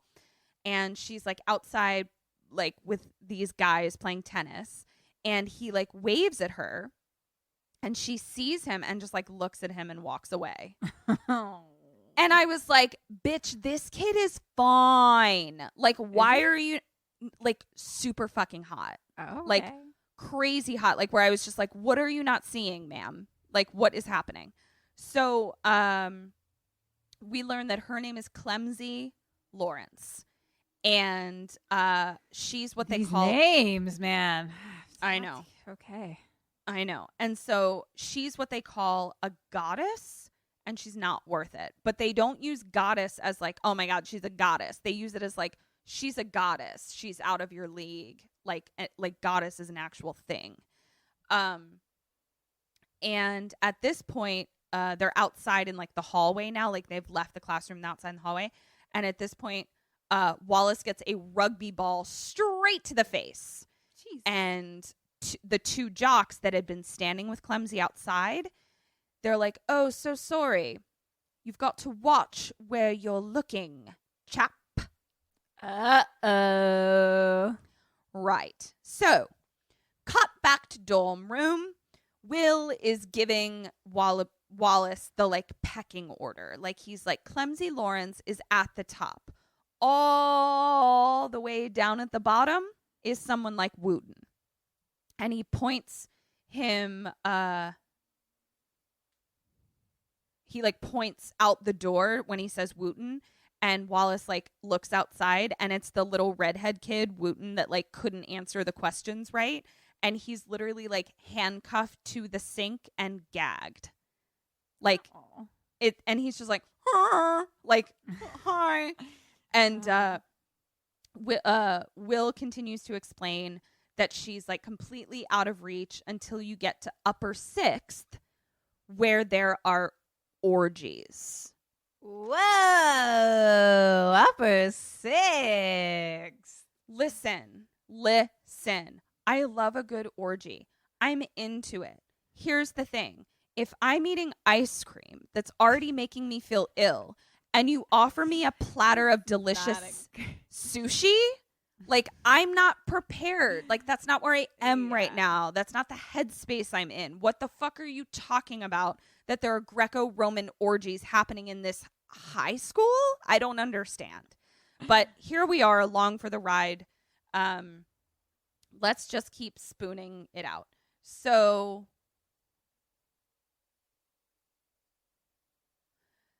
then Draco Malfoy Cleggy comes in, and he's being like, what are you all talking about? And they're like, nothing. And then in comes creature ghoul woman, and she's like, Wallace thinks he has a chance with Clemsy Lawrence. And I'm like, bitch, what? are you like, are you an actual poltergeist? Like, what is happening? Why are you here? And so that then prompts Draco to punish them in some way. And he's like, sanctions, 5 a.m. every morning this week. What are sanctions? I don't know. Already wrote postmortem. So all week starting at 5 a.m. And he makes everyone leave the room that doesn't like live in that room. So now it's just Will and Wall. As he leaves, he tells Wooten, he like walks past the bathroom and he's like, you're free to go, but if you fail again, you'll be tarred and feathered. And Wooten is like, thank you. But then like he doesn't unlock him. Like he's just like, you're free to go if you can get out of these handcuffs, Houdini. Right. Cut to the grounds, looking at the school, and in the foreground of the shot is like a dead bird that appears to have just like fallen out of the sky. Cut to an alarm going off in Peggy's room, and he like wakes up real fast. He's like, oh, Audrey! Like he's just, yeah, he's super heartsick. He's sprung. Cut to running laps. So now we learn, okay, it was the next morning, and it's the boys at 5 a.m. running drills for Cleggy because they were, I don't know, talking about girls. So they're completely spent. They're like running through the hills and through the grounds, and Cleggy's like on a bike being like, move, boys, move. At this point, Willoughby like falls into a creek and is like trying to pull himself out, but like it's really like muddy and like he like can't get his footing. And so Cleggy, what is happening? Like, what is happening? I don't know what's happening in this. And then it reminded me of when we did that mud run that one time where we did this mud run where like it had recently rained. So it was like extra muddy. It had recently rained for like 40 days and 40 nights, apparently. And like it was a bunch of different, things you go through. It's like muddy water and this and that. But then there was like a sticky mud zone where like when you looked around, it looked like everyone was zombies. It really did. We, couldn't, you'd step in and it would be like your foot would get sucked in and you're like, whoa, yeah, whoa. I think I lost a sock or two in there. People lost their shoes. Oh, girl, no, I lost both my shoes. I lost both my shoes. Oh, right, and then you tried to do the rest of it barefoot. Yes, and it was like the most painful situation of my life, and I was like, happy birthday to me. Yeah, it was like my birthday. I think I took my shoes off and put them on my hands. Yeah, but, we were all just like crawling. It was, what were we doing? Like, what the fuck was happening? So that's where we were like fucking Atreyu in Never Ending Story. That is exactly what it was. Like, you know how little kids are always like fearful of quicksand because like you think quicksand. I saw that meme that's like, my childhood made me think quicksand was like a way bigger deal than it actually was based on like childhood stories. Yeah. But then like this, I was like, oh, here's the quicksand my childhood was constantly telling me about. Just die. There was a moment where I was like, I'm never getting out of this. I'm never getting out. I'm never leaving this mud. Yeah. Oh man, I hadn't thought about that in so long. Maybe that lived fun, though. Maybe that lived with Adam Scott. Oh, maybe. That mud story. Just okay. Hanging out together up there. So he's stuck in the mud. And where do we go? Okay. He's stuck in the mud, trying to pull himself out. Cleggy gets in Wallace's face, being like, 5 generations of Cleggs made this school what it is. You think you can buy your way in. Only connection you'll make is with my boot. And I'm just like, you're a fucking asshole. Like, he's paying, whatever. So he tells him to pull his roommate out. Like, he's like, go get Will. And he rides off with the other, 3 kids. And he's like, run. Wallace pulls him out. And they comment on, how bad it smells. And Will is like, yeah, that's, the underground tunnels. It's kind of like a sewage tunnel cave system. And, it smells really bad. Smells like methane. Will then says, he's like, if you want to make it to breakfast, we'll never make it if we take the path, but I know a shortcut through the woods if you want to get to breakfast before it's over. Question number 2, what do you do? What do they do? Okay. You know, I love a good shortcut, but we've already I don't know why I'm doing this at 5 a.m. because I talked about a girl or something. And then now I'm stuck in the mud. Like I'm tired and I don't want to get in more trouble by going into the woods. So I'm just going to like go the normal way. And maybe I'll be late for breakfast. I don't know. This is just what the fuck. Okay. And then I think that they fucking shortcut it up. Why? Yeah. Little idiots. So that is one ding for them. Uh-oh. This is a very rare instance where I feel like you missed out on gaining some important information. Uh-oh. Yeah. Okay. So, cut to them in the woods. And Wallace is like, how is this a fucking shortcut? Like, this campus is massive. Like, how is this a shortcut? And then we see that they come upon caution tape. Caution tape is different in England. What is it? It's yellow and red diagonal stripes. It doesn't even like say caution on it. It just like is yellow and red diagonal stripes. Yes, Yeah. I've seen it. I've seen it. Okay. Yeah. And so at this point, it's blocking off a giant sinkhole. In the tower, they see the boys at the sinkhole. Back to them, they decide to throw something into the sinkhole to like see how deep they do. Right, of course. Now, here's the information you gain. So they throw something in, and they also smell this like horrible methane smell like coming up from the bottom of the sinkhole. And Will like lights a Zippo lighter, and the flame turns green.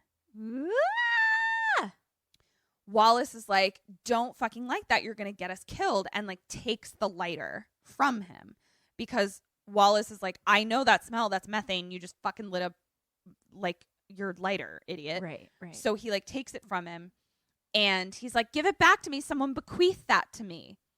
And I was like, we're definitely in England that a fucking 17-year-old boy uses the word bequeath. And at this point, horns start going off like, and they're like, what the fuck is that? And on the loudspeaker, we hear, we have you surrounded. Try to escape. And they start making like gun noises on. We see the scientist guys like making gun noises, being like, rat-tat-tat-tat-tat-tat-tat, but like better sounds, like one that sounded like a gun. See what I'm saying? Yeah. If you can imagine. Over like the speaker?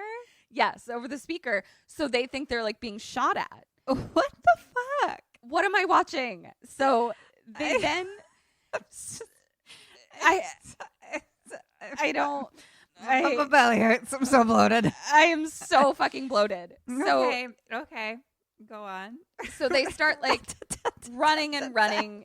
I That's just so ridiculous. Like Kim, what are you talking about? Like this is a school. Bam, bam, bam, bam, bam, bam. Like what? I don't know. But they were like, but good. You're on a school campus. Like what is happening? So it's just so okay. So they run and run and run. And they come upon a camp of vagabonds. It's all the hippies that busted in to be like, fracking is bad. Right. And we see that someone in one of those like V for Vendetta masks, the Guy Fawkes mask, like comes up to them and is like, wanna buy some drugs? Where am I? What am I watching? You got and he takes snuff? Yeah, he takes his mask off. And it's Nick Frost from Simon Pegg's co-star in Shaun of the Dead. Oh, okay. Mm-hmm. Yeah. And we also see that like one of the guys in the camp is the guy that Cleggy beat up, and like his like arm is broken and his hand is broken. He's like in a neck brace. And Wall and Will are like, no, sorry, we were just wondering what they're up to up there, like referring to the tower. And Nick Frost turns around. He's like, wondering what they're up to? Like, he's just like, I'm a clown in the woods. And all the vagabonds laugh and laugh and laugh. At no point does anyone refer to them as vagabonds, but that is the word that I cling to in this, and I can't tell you why. They're just like a bunch of camp hippies, protesters. And so then we get an exposition dump about what fracking is and who these guys are. And so Nick Frost is like, they're unleashing hell. And he makes like a super sexualized metaphor about like what fracking is, that it's like raping Mother Earth, which I'm like, you're not wrong, but also what movie am I watching? Whoa. And so that's where he tells us, he's like, the Bat and the head of Terrafrack are school chums from back in the day. They assume that they're all wealthy assholes like the rest of the students. So it's just like Terrafrack and the headmaster are like in it together to bring more money to the school because there's fossil fuels underneath the shale. Ow, my stomach. Okay. So he's like, it's not just some mundane chasm that they've opened. It's not just a sinkhole. It's a portal that leads straight down to hell. Now, who wants to buy some drugs? And I'm like, me, I guess. For sure. Me. Hello. Me. I'll Like, take some. I'll take some mushrooms. It's Sir? fine. Me. Yeah. Fucking shove them down my throat, please. Yeah. Put Up them my in nose. my belly In my with all the dicks. So, cut to ominous. My dicks. Where you keep your dicks. So, they cut to an ominous, like, dark school.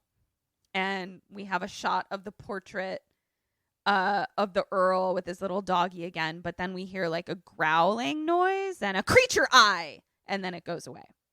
And Wallace, like, wakes up real fast. Like, it was a dream of, like, seeing the portrait and a growling creature eye. Cut to him up in awake at night. And he's, like, hanging out on a staircase, like, can't sleep. And he's, like, secretly looking at his phone. And he's, like, looking up news articles about, like, the fracking protests that are happening at his school. And he hears something. He hears a growl again. Nothing. Okay, so he goes back and looks at his phone, and we see a picture of Nick Frost, like a mugshot, and it says, Woodrow Chapman went to Slaughterhouse, very popular. It's like an article, but I'm summarizing the article. He went to Slaughterhouse. He was really popular. He and his brother went missing in 1988. His brother was never found, nor was his body. Yeah. His brother was never found in what? Nor was his body. Nor was his brother. Yeah. Okay. So, like, they did something fucking weird. So then we hear, hello? Is someone out of bed? And Wallace realizes that it's Draco Cleggy Cleghorn. And so he, like, really quickly goes to, like, hide, like, under the balcony of the staircase. And he kind of, like, backs up, trying to make sure that Cleggy doesn't see him. And he falls through an old rotting door, like, down into a secret basement of the school. No. And there's, like, rats everywhere. And he, like, shine. What? Did you hear that? The train whistle?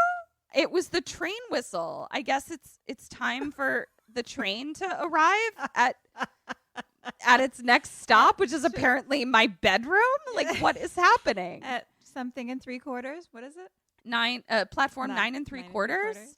But I'm like, I've literally never heard that sound before. My entire life. I mean, What you is don't live happening? near a train. I do not live near a train. But I heard it too. That wasn't just in your brain. No, and I have noise canceling headphones on right now. Like, how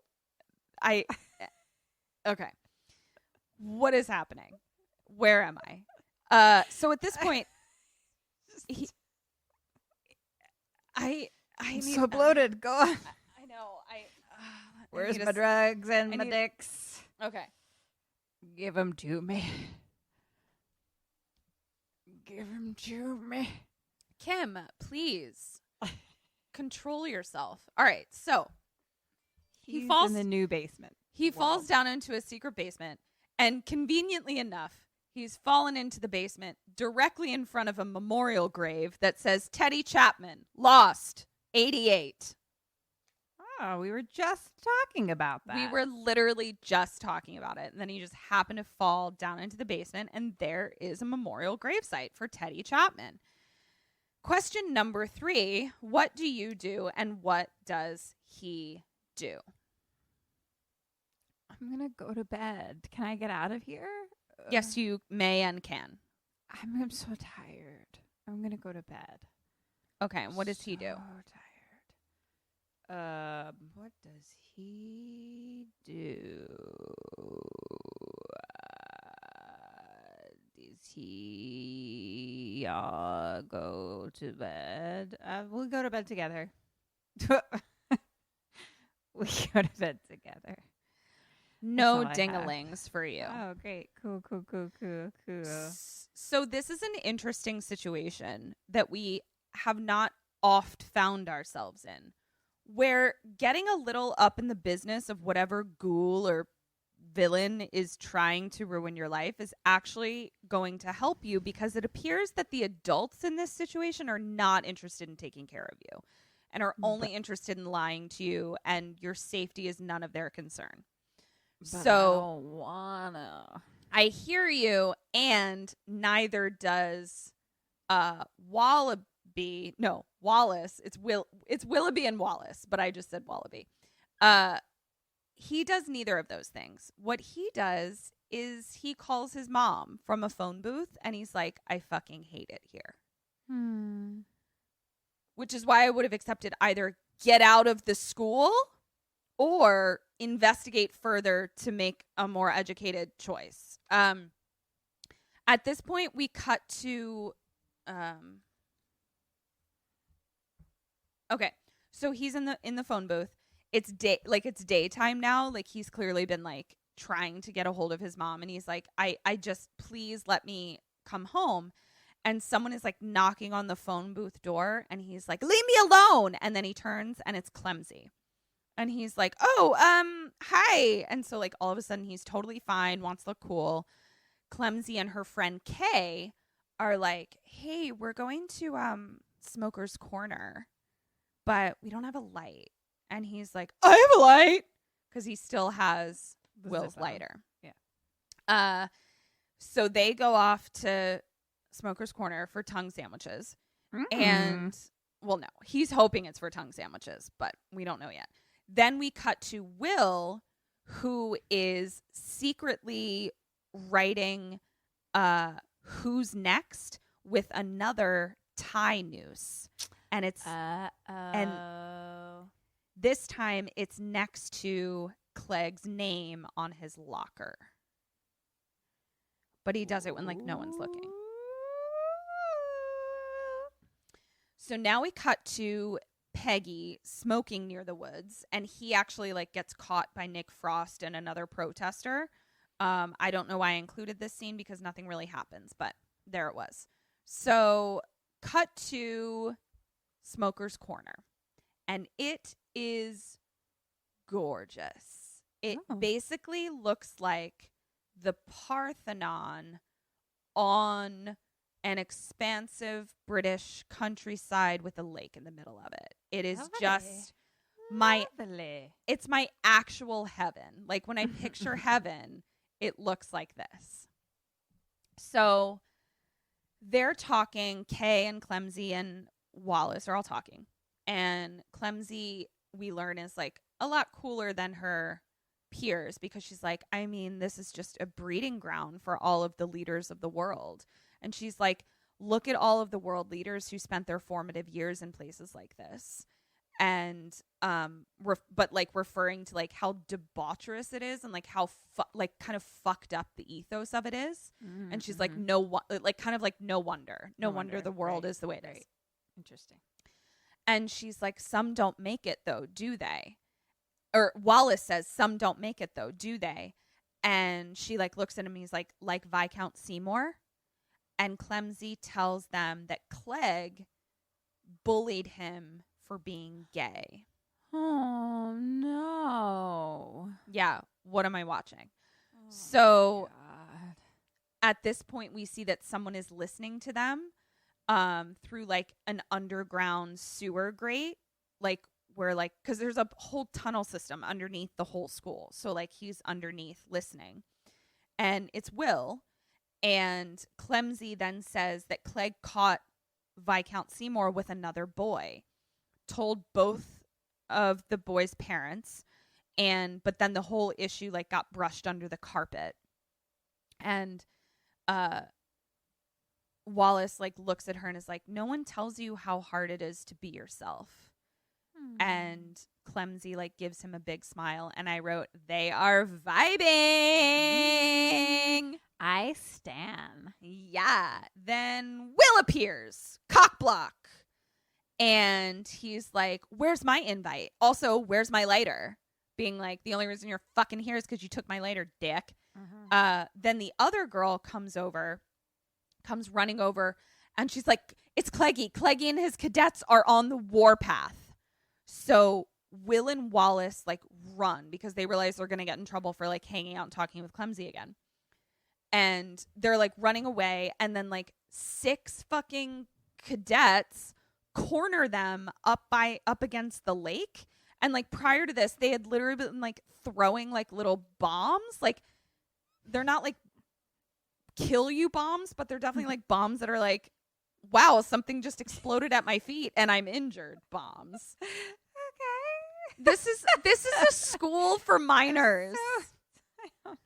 This is a school for minors. Okay. So we've seen God. that. I'm just riding the donkey. Just ride the donkey. So then Okay. they're cornered at the lake, right? So like Wallace and Willoughby are like can't go any further. They turn around. The cadets are pointing rifles at them. What is happening? Sure. And then Cleggy like throws another one of those little bomby things in front of them, and it's like fizzling at their feet. Okay. Kim, what do you do and what do they do? I'm gonna kick the bomb at them, and they're gonna jump in the lake.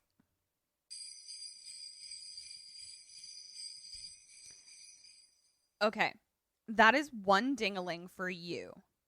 So I accepted kick it at them as kick it away, but not into the lake, because what they do is they kick it into the lake. Into the lake. It does in fact give them some information, but they are only not dead by the skin of their teeth and movie magic, because they kick it into the lake and the entire lake turns into a lake of fire and explodes. Jesus. Yeah. Blows all the kids back. What am I watching? So, It's just too much. what is this happening? So at this point, Okay. Peggy's like in his little space and he hears it, and so do the fracking guys. Like they hear this giant explosion, and the red phone in the fracking office land starts like ringing off the hook. But the fracking guys like don't pick it up because they're like, oh, it's just the Edmaster fussing about a methane leak. And I'm like, yes. Yeah, the methane leak turned the lake into a bomb. Explosive. Like, Oh, God. yeah, he's calling about the methane leak. Correct. So, cut to Peggy in Bat's office. And the Bat's on the phone, and Wallace and Willoughby are also in the office, and the Bat is like downplaying the explosion to what I would guess is like parents probably, and downplaying the gas leak. And Peggy is like, it was a lake of fire. And Michael Sheen is like, I'm sure it's fine. And he's like, the methane leaking out of the ground, Terrafrax says it's all normal. And at this point, I wrote, boy servant comes in with another champagne hamper. Boy servant comes in with another champagne hamper. It is a student who is also apparently a servant.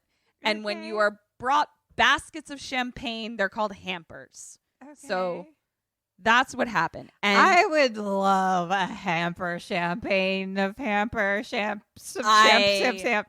a champagne right now. I would really love a champagne right now. May I please have a champagne? If anyone would like to donate a champagne, please pour it in my belly with my dicks and my gas bubbles. So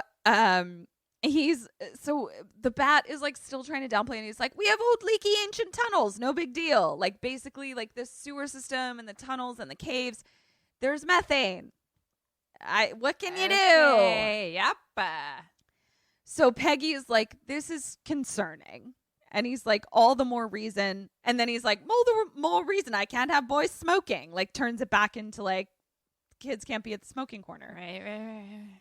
So at this point, Peggy gets a call from Audrey on his phone and like leaves the room really fast. And I'm like, dude, you're too thirsty. Like you've got to chill. You're too there for her. So the bat is then like, you're too darn young and handsome to be polluting your bodies. So I'm going to tell your parents that you can't go home this weekend. So apparently it was going to be like, Hogsmeade weekend where they could go home. But like now their punishment is that they can't because they were at Smoker's Corner. That's like, they should be able to see their family. There has to be like another kind of punishment. Agreed. I mean, the pedagogy of British boarding schools is suspect based on the research I've done, which is this movie. Right. Which clearly seems to be on top of its game. Exactly. So then the bat is like, Clegg will look out for you this weekend while you're not at home, of course. So now we cut to the fracking office, and the circle dealie is showing us those red bad things, but more of them. Uh-oh. Cut to Clemsy talking to another kid named Smudge. And they're like talking by a beautiful lake. Just picture everything as the most picturesque, beautiful British countryside palace, castle, school you've ever seen. Okay. And she's like, he's saying to her, he's like, you can't be seen talking to Wallace. It could really affect my chances of being anointed by the head boy. Wait, who is saying this? This other kid named Smudge who's talking to Clemsy. Who was the one who threw the rugby? He threw the rugby ball into Wallace's he's telling face. her she can't talk to Wallace because it will ruin his chances of being anointed by the head boy. Okay. I've taken that in. Thank you. This is word for word. Okay. So, he says it'll affect my chances of becoming a god. What? I don't know. Let me have another spoon of ice cream, please. That Olympus house, right? Yeah. Question number 5. What do you say and what does Clem say? I don't understand these people at all. Welcome to my brain. I'm going to fucking tell this guy to fuck off. No, I would be like, I'm going to be like, I think that we both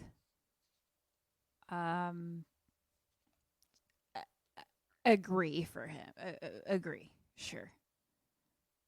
I mean, I'm going to do what the fuck I want, but right now I'm just going to be like, yeah, okay.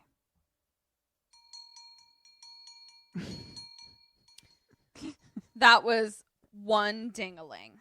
Okay. So what you said that was actually really smart. We were like, okay, I won't talk to him anymore. But like you're just ending the conversation. You don't actually mean it. You're like, I'm going to do what I want. Clemsy is like, honestly, like that whole thing like isn't really my scene. So like I'm not really interested in whatever the politics of it are. And she's like, but it doesn't mean that I don't love you. At this point, poor little Wooten walks by them covered in feathers. Oh, no. Because medieval punishments are totally acceptable in this school. Cut to Will and Wall walking around. Clemsy's friend Kay comes up and tells Wall, she's like, oh, it's a shame you're staying here this weekend. But Clemsy is too. Wink. Uh-oh. Hey. Sandwiches. And Wall is like, yes. And Will is like, you don't have a chance. At that point, Wallace like loses it. And he's like, fuck you. And he's like, you're not a good friend. Like, you are constantly putting me down. You haven't told me anything about what happened to Viscount Seymour. And I sleep in his fucking bed. You weren't the one who told me that he hung himself. And he's like, you know what? Just go and like do snuff, you fucking weirdo. And like walks off. Like, so just gets like really annoyed at Will. Wallace then sees Clem holding hands with Smudge. Mm-hmm. And he's like, oh, fuck. Like, he was right. Like, she has a boyfriend. We then hear, as he walks by, Wooten is now in the phone booth, and he's, like, begging his mom to come home. And his mom, like, says she doesn't have time. Like, he's like, I promise I won't bother you and stepfather. Please, can I come home? Oh, my heart. Yeah. Broken. And his mom's like, no. So now we cut to Wallace by a pool table, just feeling sad. We see old creepy ghoul lady watching him. Cut to Will with like a collage of stuff, listening to sad music and like playing with his lighter. And then we cut to like Wallace having flashbacks of like all this stuff that he puts together, of like realizing like, oh, the boy that he was caught making out with was that Viscount was caught making out with was my roommate Will, and Viscount killed himself because he was bullied, which means Will was probably also bullied, and he's really unhappy, and I shouldn't have been that much of an asshole to him. Like, this is the flashbacks that we're seeing of him putting things together. Okay. And then he sees like like a flash of like the noose or whatever, and he runs upstairs to his room just as Wallace is about, just as Will is about to hang himself and shoot himself simultaneously in the face. No. What am I watching? So he like quickly gets him down in like the nick of time, and he's like, you shouldn't have done that. And like he kind of like Wallace kind of tries to make a joke about it, and he's like, were you just gonna leave me a snuff box? Because he sees that there's like a note on top of his snuff box that says like to Wallace or whatever. And they like kind of laugh, and Wallace is like, you've got years of snuffing tobacco. And Will finally says, he's like, he was all I had here. Wallace then gives him the same speech that his mom gave him, where he's like, you hit your rock bottom. Like, there's no going any further down. He's like, there's only up from here. And at this point, we cut to Peggy talking to Margot Robbie, Audrey, and on like the video chat. And she's like, I found someone. And she's like, you know, I have. And then she lifts a young boy onto her lap, and she's like, this is Ibrahim. And Peggy's like, why do you have to stay there? Like, why can't you bring him back with you? Like, adopt him and bring him here. And she's just like, I can't. And then at this point, an earthquake happens in England. Where? In England. Okay. Under the school. Right. And we have a flash of all the different people at the school feeling it. And like the video chat like goes dark right? Like goes out. Yeah, of course there is. And there's like shit falling. Peggy's like super drunk, so like he's also like really confused. And like as shit is falling off the wall, he just like weirdly passes out on the couch, ne'er to be conscious anymore. The end. Right. Too much champagne. Too much. It was just too much. So earthquake is happening. All of the lights go out. All the power's out everywhere. So now we cut to Clegg, who's like got a flashlight, and he's like, I need to do a body count. And he's like, 1, 2, 3, 4, fag, 6. Yeah. And he's like, where's the other one? He's like, Bellow's in the bathroom. And he's like, and Cleggy's like, there's a blackout for miles. And he says to Ghoul lady, who always seems to be around, matron, take some light up to the headmaster. And Cleggy is like, nobody leaves Sparta. And they're like, where's Peggy? And he's like, not feeling well. I'm in charge now. And then we hear a growl from the sinkhole. And Cleggy is like, what was that? Cut to the frack house. And we see that the circle thing shows that the red things are out of the sinkhole now. Mm-hmm.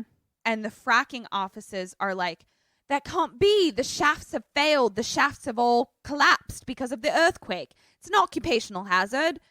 And he's like, so how could they be out? And at this point, they're like, oh, fuck, they got out from the sinkhole. So they're like thinking like, oh, we don't have to worry about the little red things because the shafts are they? We don't know. So now we cut to the hippie camp, and one of the hippies tells Nick, he's like, we've got to evacuate. And Nick like can't leave because he's like so high on mushrooms, but he's like literally holding like a giant like prop mushroom that's like red with white spots on it. Oh like from like your coloring book. Yeah. So I ask you, like, is that what shrooms look like? Are they like delightful, magical little Alice in Wonderland mushrooms? None of the shrooms I've had. Oh, because I'd be They were interested if always they were. Little like dehydrated brown bits. Right. Well, mushroom. he's just eating it like a popsicle, and he just like takes a bite out of the side of it, I guess. Yum. So, Like an actual toadstool. yeah. Oh, yes, a toadstool. He's eating a toadstool. So, toadstools. Thank you. I'm so happy. Okay. So, he doesn't leave his tent. He just like eats this giant mushroom. Cut back to outside the fracking area. And there's like a wall that's like a metal wall that's like up around the sinkhole. That's like, you can't like, we put up a wall now, not just caution tape. But there's something like Jurassic Park style, like banging on the other side of it. Okay. And one of the guys, like, one of the fracking guys is like, give me that taser. But it accidentally goes off, and he accidentally like tases a construction guy. And the other guy starts like walkie-talkieing for choppers. He's like, we need more choppers. We need more choppers. And then we see like a point of view of like a creature's eyeball where it sees everything kind of like in green and heat, and it like blinks, and we see like all of the fracking guys, and the monster just starts terrorizing and eating everyone. Okay. Sure. You with me? Okay. We're now into giant methane monsters at the British boarding school. Donkey. I don't know how the donkey's still going, but I'm writing it. He's very old. He is very tired. I got my champ amps with me, Yep. and I'm riding my donkey. Yep. So now we cut back to the hippie camp, and Nick is like, it's that sound again when he hears the growl. And he's like, Teddy, stay put, because he's hallucinating, and Teddy was his brother. Yes. And he's like, I'll come get you. And then he sees the light from the choppers like through his tent. And he's like, no, dragon, no. Because he's eating toadstools. Right. So right. cut to Wall and Will. And they're like hearing these explosions because the monsters are like eating the fuel tanks of cars and stuff. And Will. Yeah. And yep. And Will is like drinking at school in his dorm room, underage. What is anything? And I mean, that's the most normal thing that I've actually heard. I guess. But like they get mad if they talk to the wrong students. So like I just don't know what the rules are. Do you see what I'm saying? I just don't know the rules. I just want to know the rules. So he apologizes for like putting him through his suicide attempt. And they're just like, oh, good buddy. We're fine now. I know you just tried to kill yourself, but we're British. So this is the last we're going to talk about it. Right. So at this point, we see that Cleggy is like investigating the school, like trying to find something. I'm going to tell you what actually happened. I didn't know this until the end of the movie because it doesn't make any fucking sense.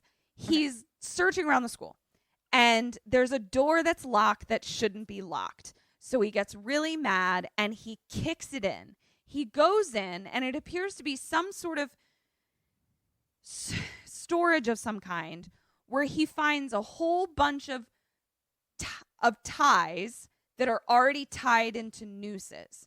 And he's like, no, basically being like, I found the stash of ties that are being put up around school.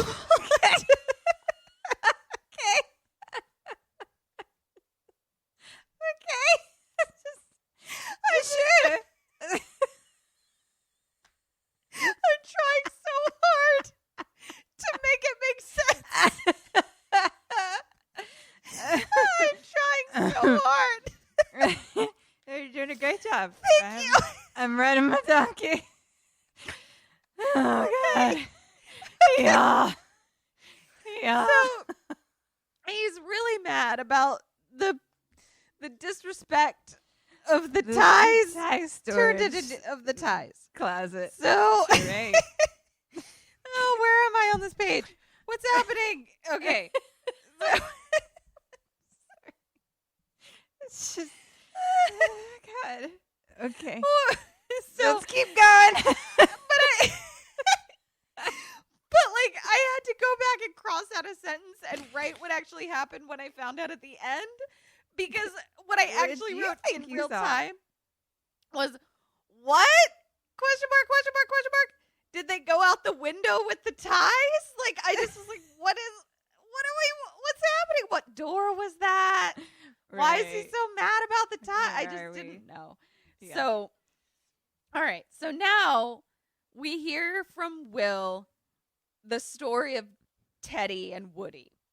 Because now they're like in the school with flashlights and they're going to go investigate the explosion on their own. Okay, we hear from Will the story of Teddy and Woody, mushroom Woody, Mushroom yeah. Man. Okay. Yeah. And he's like, Got it. They were trying to escape from the school through the basement. That's why the basement is now sealed up, right? Because remember, he like fell through a rotted door into the basement. And that's where the memorial was, yes. Yes. And he asks what happened, and Will says, well, that's the most terrifying story of all. Boom! It's Clemsy and Kay, also out of their rooms, also with flashlights, also deciding to go investigate on their own what all the commotion is about. Mm-hmm. Cut to the four of them now, all in the woods, drinking and investigating, like you do. They come across the absolutely demolished anti-fracking camp and a downed chopper. So they keep... Oh, shit. Yeah, so they keep going, and they're like, what the fuck happened here? And they come across a police vehicle that's been abandoned, and they hear a growl. Uh-oh. It's like a teeny tiny little growl. Oh, baby And growl? so they like... Yes, a baby growl. And they lift something up and they find this weird little slug baby. Oh, with teeth? Oh. And it's like kind of cute. And so Clemsy says, oh, come here, sweetie. Come here. It jumps on her face. Whoa. And she's like, get it off of me. Get it off of me. And she runs and she's like, it's like on the back of her now. And she's like, get it off of me. And she's about to like fall into the sinkhole. And Wallace like runs towards her and like grabs her and like knocks her down so she doesn't fall into the sinkhole. But the thing is like still on the back of her shirt.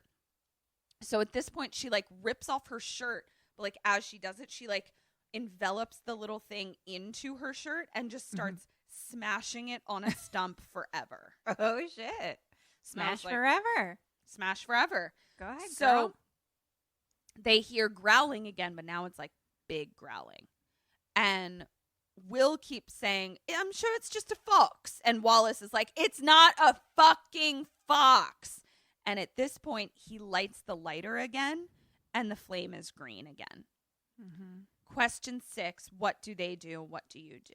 I don't fucking know. You get on your spaceship, take your donkey with you, and you fly away to Hogwarts. Dicks in my belly button. With tons of dicks in your belly button. Okay. Maybe I will.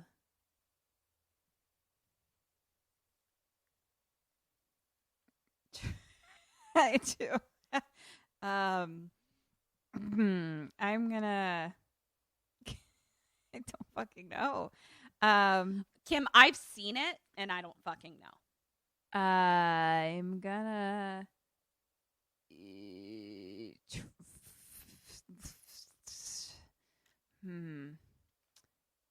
I'm going to.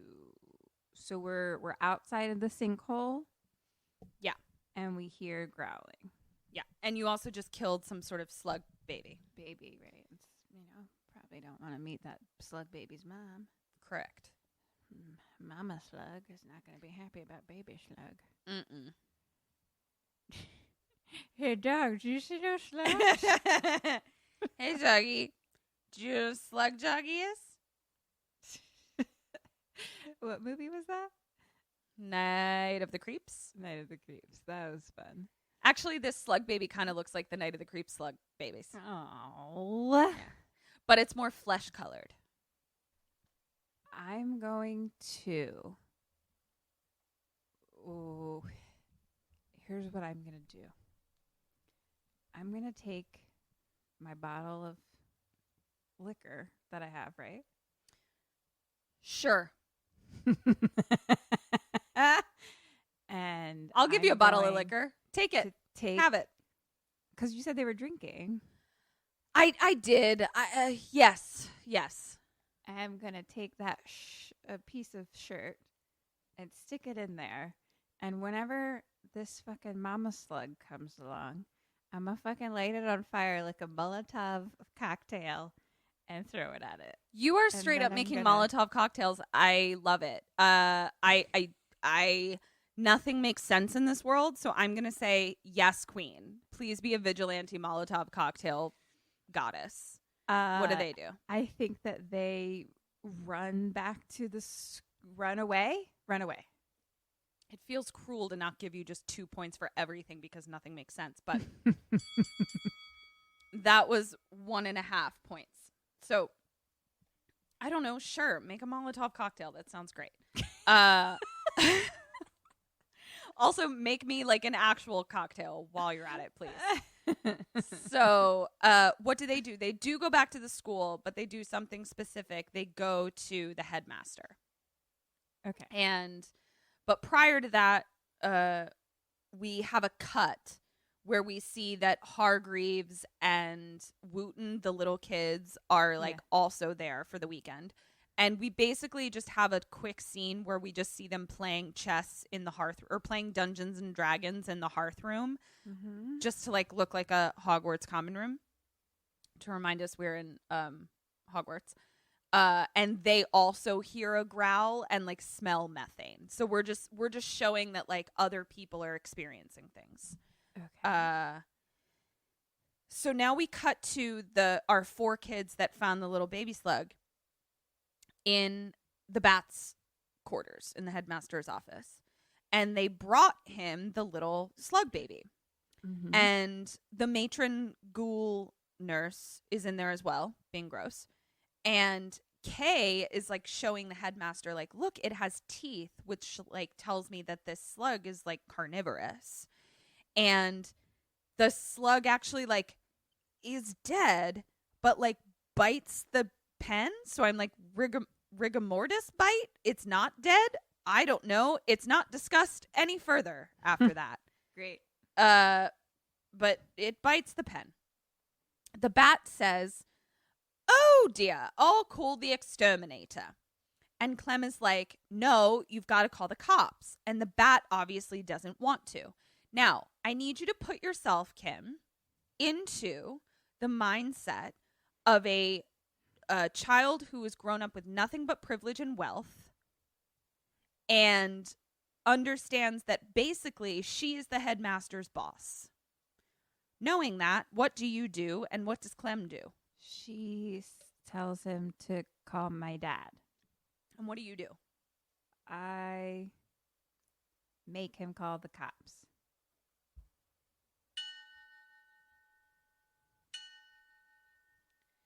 That was 1.5 bells because you really asserted your authority there. Nice work. She demands that he calls the cops. So I actually gave you 0.5 point on what Clem does because she uses her authority is what I was going for. Like, she's not like, "Oh, shucks." Like, she's like, "Bitch, do what I say, motherfucker." That's what she does. So Clem is like, "Fuck you." Oh, no, she says, "You're driving us to the cops." She doesn't even say call the cops. She's like, "Fucking drive us to the cops." And they hear the growling again. Cut to a POV of the creature, the green eye, running towards the building of the school. Cut to Clegg in full, like, camo. And he, like, busts in on Hargreaves and Wooten, who are sitting in the hearth room. And he's like, "Where are the others?" And he tells them to stand up straight when they speak to a house god. And he tells them not to leave. But he's like in full camo. Like, his face is painted black. Hair's still bright white. Teeth still fucking Colgate Crest white. But he's in camo and his face is painted black. Okay. Cut to them back in the headmaster's office. And Willoughby is just like straight up having a drink of scotch out of the headmaster's personal stash. Pouring himself a drink. The bat is like looking for his keys and they get up to go. And the bat is like, "Well, there's not going to be room for all of us in my car." And so Clem is like, "Okay, cool. You stay here then." And he's like, "No, it's my car." And he's like, "Wallace, you stay." And the bat is like, "That's ridiculous." And she's like, "You're the responsible one." And they start calling him out and they're like, "It's your frack buddies that are doing this." And we learn that Nick Frost, who's like the toadstool in a tent, was actually the bat's old roommate. So what he starts saying, he's like, "Oh, you're getting your information from that crazy guy? Like, he was my roommate. He's nuts." And he's like, "What? Let me guess. He told you there was sinister evil beneath the school?" And he's like, "He's totally nuts. I'm sick of the fear mongering." And then he goes on a tirade where he's saying, I tried to write it down mostly verbatim. "There's nothing dangerous about fracking. The only scary thing is a United Kingdom with no energy, completely dependent on China." Right. What am I watching? Right. As he's... my donkey's starting to lose power. Come on, boy. Yeah. It's okay. We're going to make it, boy. That donkey's back is he's getting real a little swayed. wobbly. Yeah. My donkey's getting a little wobbly. It's okay. Meanwhile, my belly is fully distended with gas.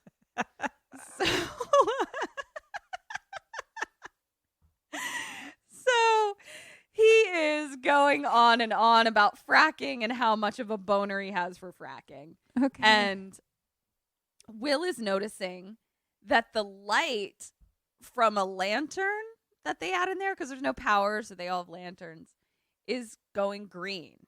Okay. Right. Chippy then goes and starts barking at a window. But like the window is like a giant luxurious window from like floor to ceiling, giant thick window. And the matron gets up to like look at what the dog is barking at and like shushes Michael Sheen and is like, "There's a big dog out there." But she's got like a ghoul voice. So she's like, "There's a big dog out there." And then all of a sudden, a giant something jumps through the window and starts eating the ghoul matron. And they all run into the corner like, oh my God. And the bat is like the first one into the corner because he's a turd. And the lantern like tips over and starts catching everything on green fire. We can't see the monster yet. We can just see like the shadow of it being illuminated by the green fire.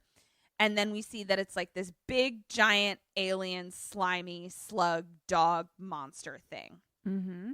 And they're all in the corner screaming. Chippy is barking. And they all like run out of the office without the dog. And they run out to the car. The bat is an idiot and like can't get the door open. He's like, it's a rental. I don't know how to work it. Just Kim, please.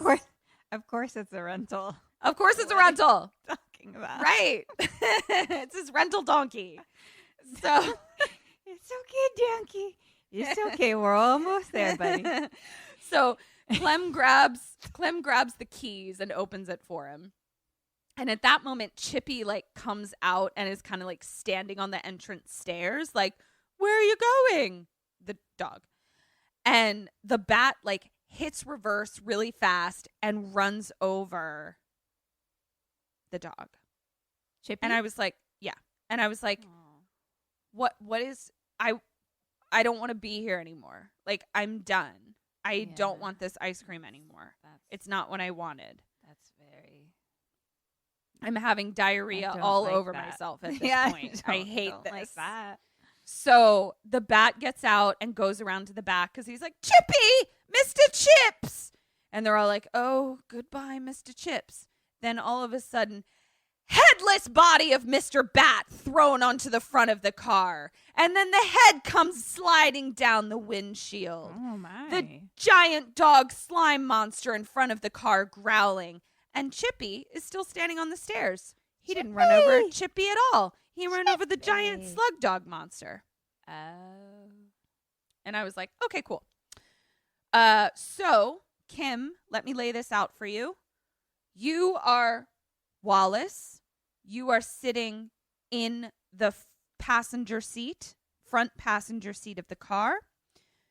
The bat has vacated his driver's seat. And then the other kids are in the back seat. So you need to, what do you do? What does Wallace do?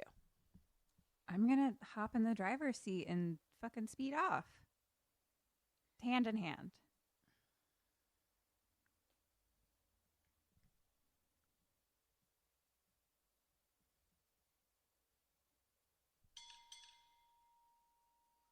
That's 1.5. So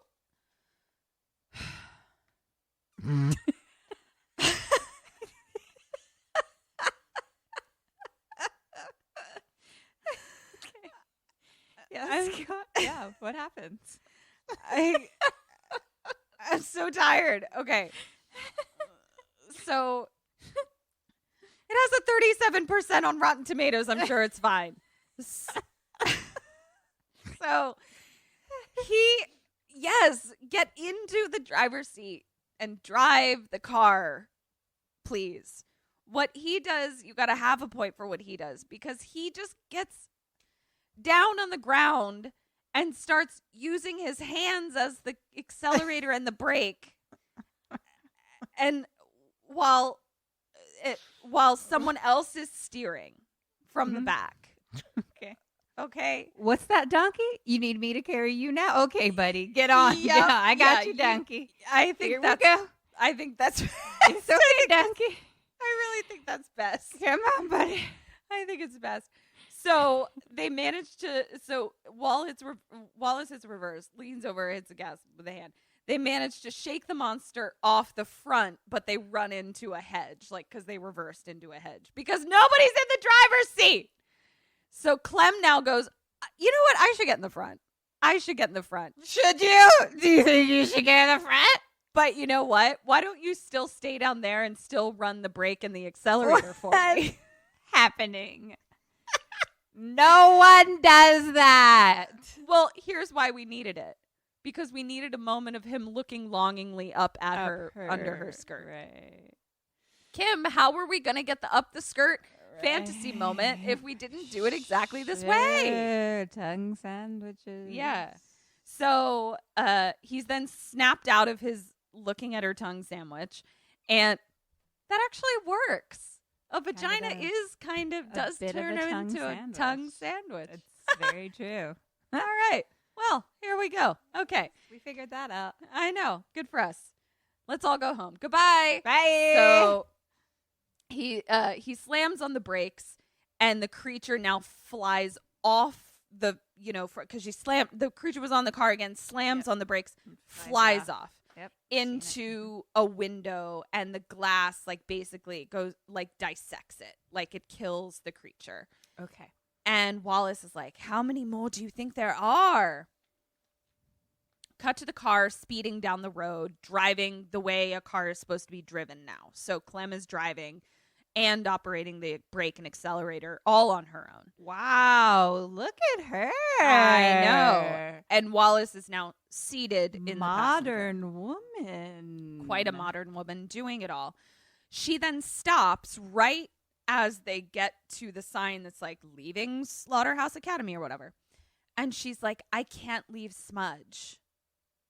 And Wallace is like, oh, fuck. And she's like, I can't leave my brother. Kim, question 9, what do they do and what do you do?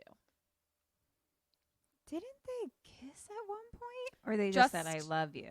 I love you and held hands. Okay. They go back for him, of course. What do you do? I tell them, sorry about ya. I'm taking this donkey and getting the fuck out of here. 2 ding-a-lings, my bitch. Fucking finally. I haven't had a double ding all. I think your however long this has been. I think your issue is that you've been using logic, and that's been your downfall. Okay. Fair. So this is really exciting to Wallace. He's like, your brother. He's your brother. Right. And then he's like, of course. We can't leave without your brother. We've got to save your brother. He's so excited. Cut to back to school. They ask Wooten and Hargreave where Cleggy is. They don't know. So they decide to suit up, with a bunch of cricket rugby and gear to protect themselves from the monster dog slugs. Mm-hmm. And also an old suit of armor because it's England. Right. And Wallace says, wait, where is your brother? And Clem says, he's at the party. It's the big orgy party with the anointing of the head boys.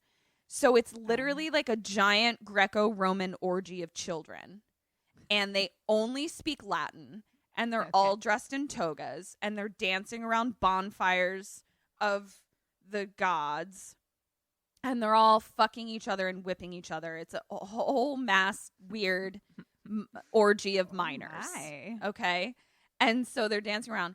And our kids are looking at the party through binoculars, and the boys are being all pervy about wanting to see it. And then they see that Smudge is strung up like this on the Parthenon steps or whatever, and is being whipped, and then also jerked off by the head boy. Wow. And Clemsy goes, oh, he's getting anointed by the head boy. And I was like, what am I fucking watching? My belly. So many dicks and gas balls in my belly. So Clem then says to Wallace, you have to go extract my brother. And Wallace is like, okay, Will, come on. So now they cut back to the school. Peggy wakes up and he's like, what the hell's happening? All the lights are out. I vaguely remember an earthquake. And where's the house of Sparta? And then he yells, Sparta! Because it's a joke, you see. I get it. I'm so getting the joke.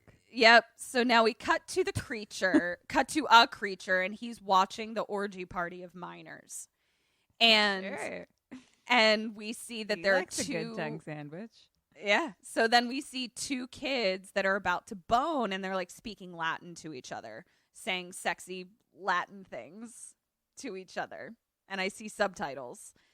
Now we cut back to Wall trying to like extract Smudge, but he like but Smudge like falls over. And so real quick, two drunk girls come and string Wallace up and blindfold him. So now he's like, what? Now I'm strung up. Dark. Okay. Blindfolded. So the others are all watching and they're like, we've got to help him. This isn't going to plan. So we cut to a creature like coming towards the kids, the makeout kids, right? It's like the green vision that we see.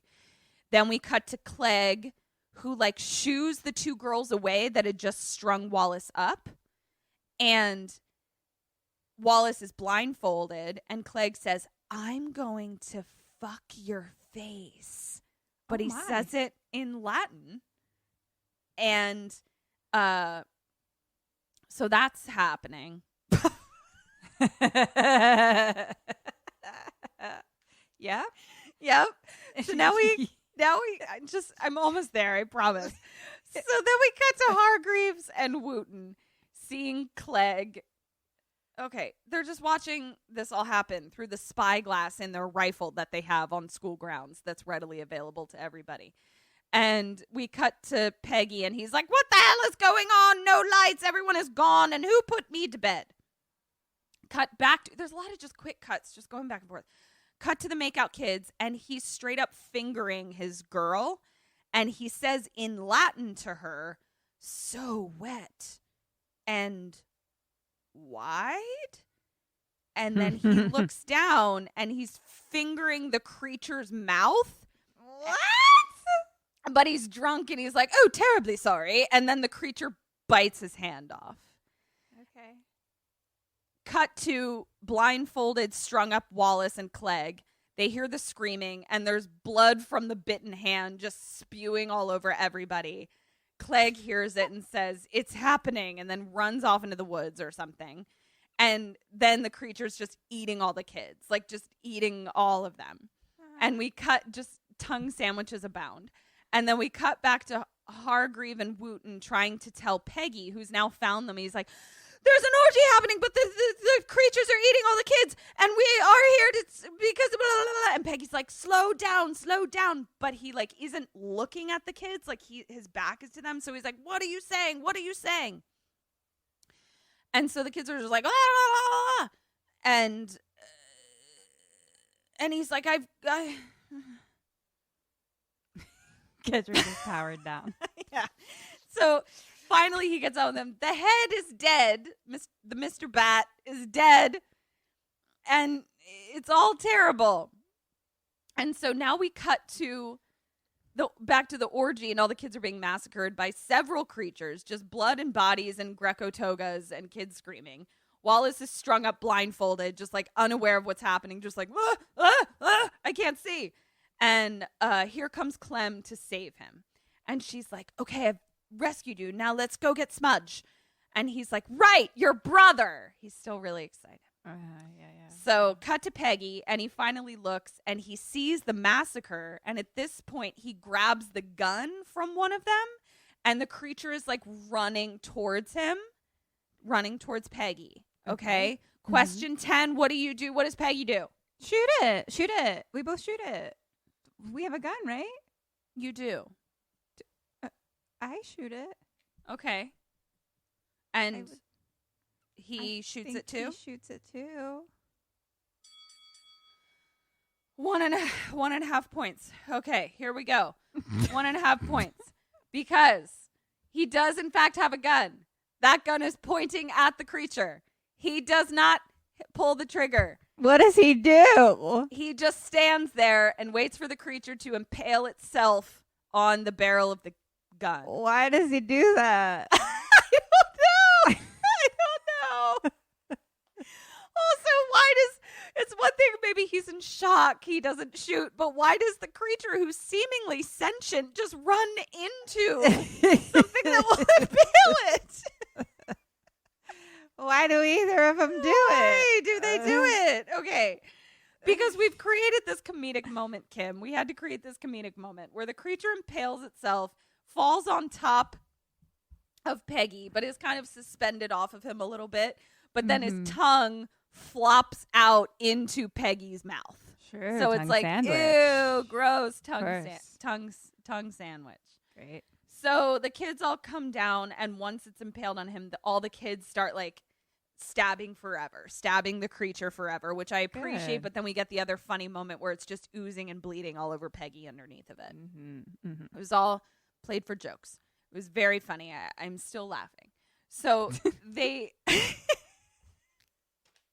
I don't even like mean to be this shady. Like, I'm not even trying to be this shady. I just wanted some ice cream. So they hear another growl and they decide to go hide at Smoker's Corner. Like, there's some choices that they make where I was like, can I make this a question? I was like, no, it's based in nothing. Why would Kim know any choice that they're ever going to make? So they cut to them all in the building at Smoker's Corner, okay, which is like, whatever, it's an ancient building. Peggy is losing it and looking at his phone, which has no service, so he can't call Audrey or the cops or anyone. You'd think that his choice would be to call the cops, but he's very upset he can't call Margot Robbie. So they try to snap him out of it, and Peggy is like, okay, I'm snapped out of it. Okay, how many are there? And they're like, we don't know. And then he does something very, very funny and corrects them on their grammar and posture, which is very funny because they're an emergency situation, and who cares about grammar and posture? Well, this guy does. So they argue over what the collective noun for the creatures would be, and they decide that it would be called a frack, which is also very funny. I get it. So Smudge is now crying because he's like, they ate the whole upper sixth. And then one of them is like, at least they died doing something they love, which is fucking, I guess. Fair.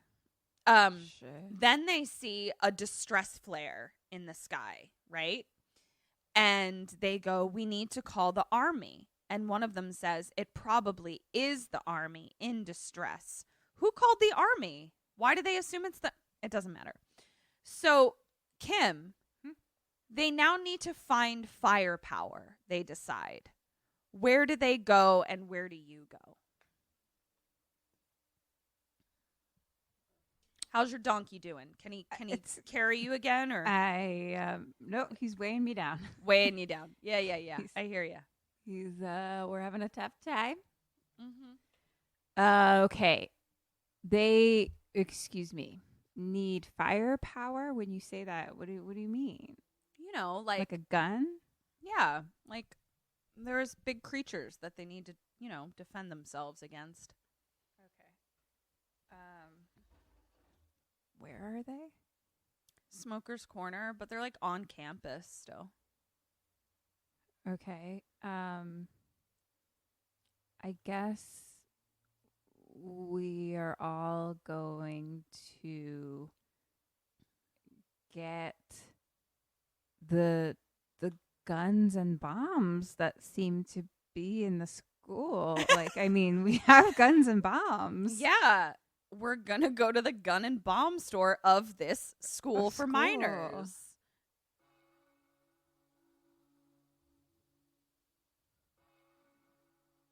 That was 2 church bells. Yes. Yay. They go to the cadet camp. Right. Why are you still ringing? Please shush. More bells. More bells. So So they're like, let's go to the cadet camp range fire place. Mm-hmm. So they cut to the cadet range. Peggy dives painfully through the window, which is very funny because then Smudge comes around and says, the back door was open. Right. It's funny because he just dove through the window without trying the back door. That's why it's funny. Yeah, I get You it. see? So Peggy takes charge, and he's like, I'm the teacher now. I know how to save us all. Tells them all to get supplies, and for Smudge to find some pants because he's still in a toga. So then all the lights start to come back on. And they're like, yay! But when the lights come back on, they realize that someone turned on the generator in the cadet room. It was Cleggy. He's sitting in the corner holding the keys to... I can't remember what they needed keys for, but they needed those keys, and Cleggy's got them. For the gun room? For the gun room. I bet it was for the gun room. Yep, needed the keys for the gun room. So he gets up, and Peggy is like, oh, good, you're alive. And he's like, come on, we need your help. And then he's like, oh, you're hurt. And he's like, just a scratch. And Clegg looks like real deranged, and he just like shoots his gun into the ceiling. And in the distance, we see that the creature like heard him shoot his gun. And Peggy is like, what the fuck? Wait, so I'm sorry. The door behind you just closed and I got real scared about it. Oh. But what did you say? I mean, honestly, it doesn't matter. He shoots his gun and then something In happens. the ceiling. But I was and then, okay. terrified by the door moving behind Right. you so slowly. We see that when the gun goes off, we see that a creature in the distance heard the gun go off. Okay. So like now the creature like knows where they are. And Clegg is like, you're not giving forearms to these degenerates, are you? And he's like, they must answer for their crimes. And I wrote, what crimes? What is happening? What are you talking about? And then we realize it's the ties in the school lavatory that he was mad that they were trying to bring down the reputation of the school. That's why Cleggy is mad. The donkey? What's that donkey? Donkey? No, What? it's okay, donkey. It's okay, donkey. I got you. Donkey, hold on tight, baby. Hold on tight, my little donkey. He's really mad about the ties. And so Okay. he's like Pegg is like, you've lost a lot of blood, Cleggy, like you're losing it. And Will is like, what would be the point of destroying our school? And because there'll always be pricks like you. Good one. I'm just reading my page at this point. Like, I don't know what's happening, and I watched it and wrote it down. So Cleggy then aims his gun, and Peggy, that's confusing, Cleggy and Peggy. I hear it now. 2 hours and 48 minutes into us recording. I hear that that's confusing now. So Peggy tells him, he's like, put the gun down, Cleggy. Cleggy shoots Peggy in the leggy.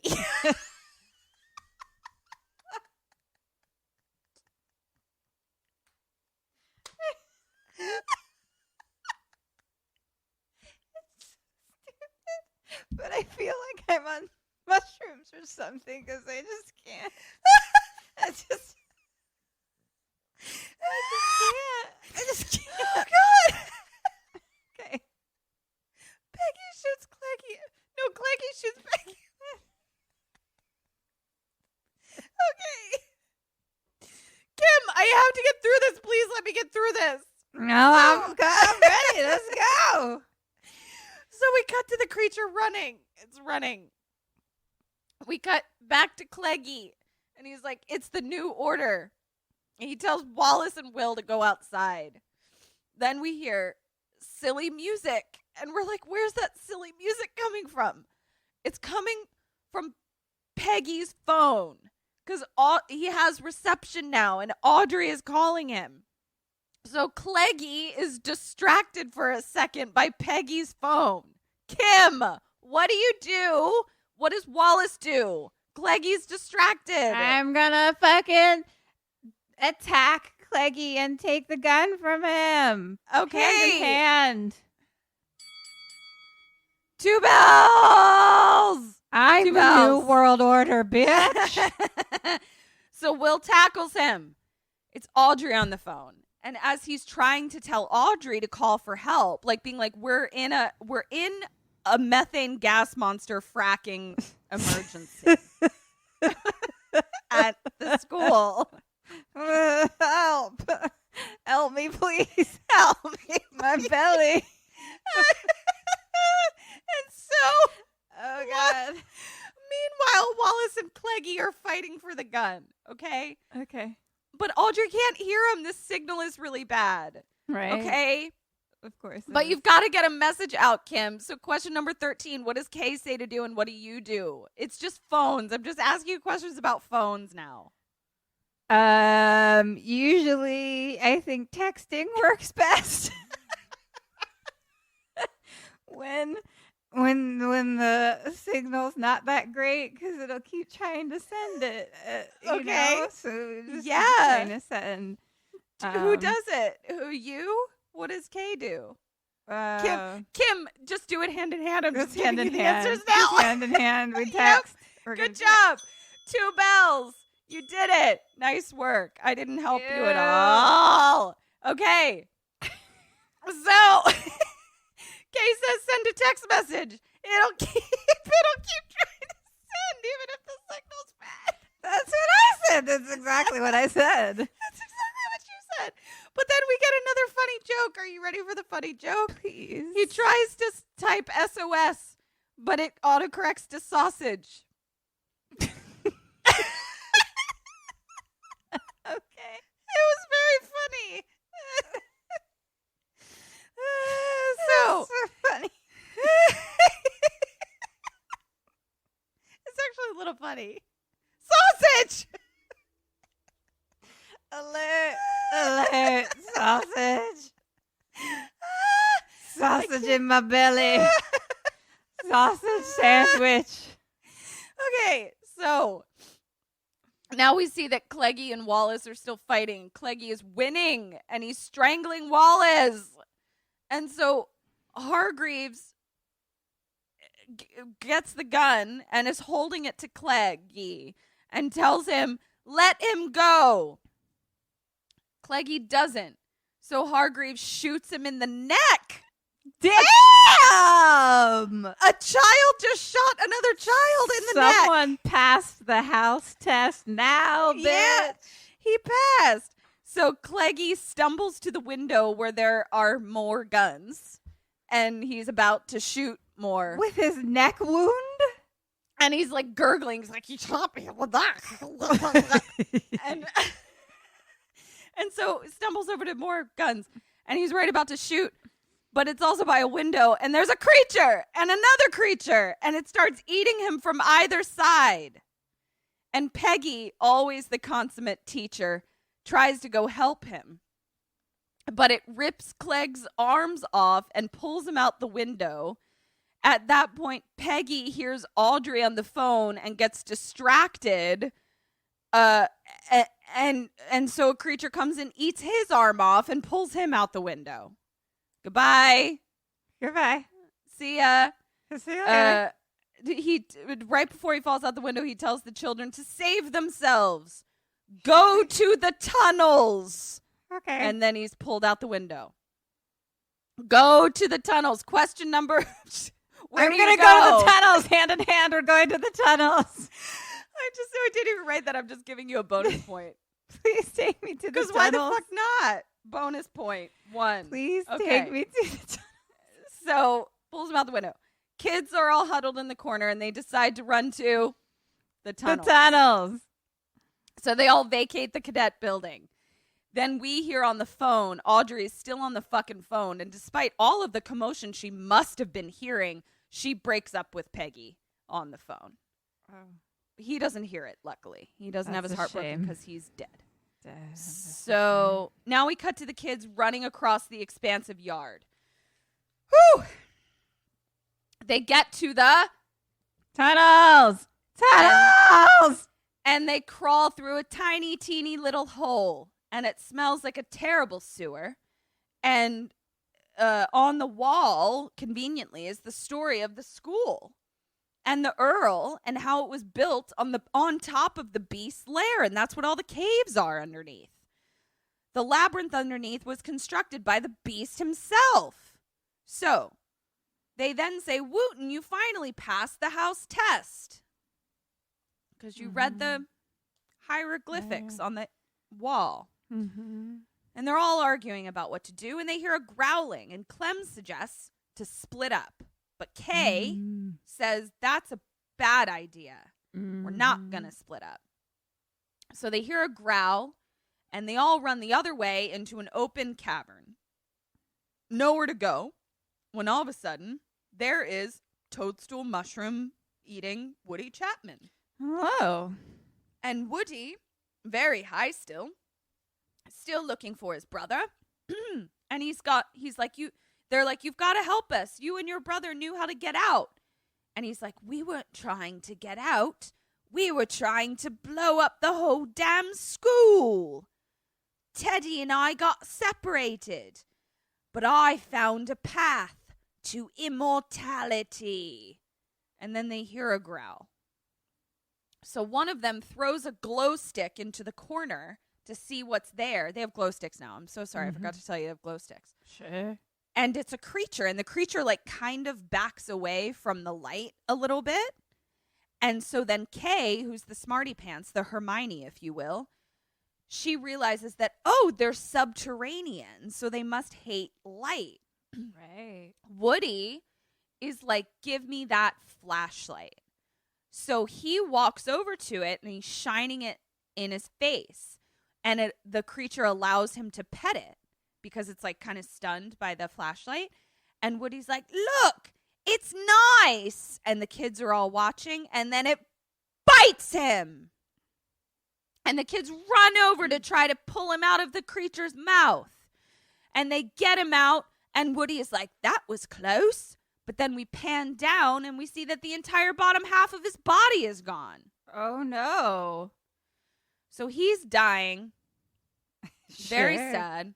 And he's like, Teddy, what are you doing here? Because he's hallucinating, either by the loss of blood or the mushrooms or both. Right. Who can Hard tell? to say. And he's like, you've just got to follow them out. And then dies, and the creature grabs the other half of him, and the kids all run. And the creature is chasing them as well. So they come to a dead end. And they're like, where is this path he spoke of? Then Hargreave feels an air current. And he says, there's an air current. I feel it. And they find a really small hole in the wall. So they go through it. And they come to some other cavern with a bunch of creatures in there. No. Okay. Oh, I'm sorry. They don't come to. The movie cuts to another cavern with a bunch of creatures in there. Okay. But we then learn that where all those creatures are is actually on top of where the kids have gone, because then one of them drops through the ceiling and the creature is now blocking their way. Okay. So Will tells Wallace, he's like, give me your tie. I'm going to save us all. So Wallace gives Will his tie, and Will runs towards it and like basically has the tie like this, and like as the monster is about to like bite him, he like uses the tie like almost as like a horse bridle. So he's like holding the mouth away because it's like holding the corners of his mouth with the tie, right? Okay. Apparently Ketryn this was is showing me that the tie is pulled straight apart. right. Horizontally. And apparently this is a steel tie because the creature's teeth that can bite through a full human body are unable to Cannot penetrate get through this tie. cloth tie. So Cool.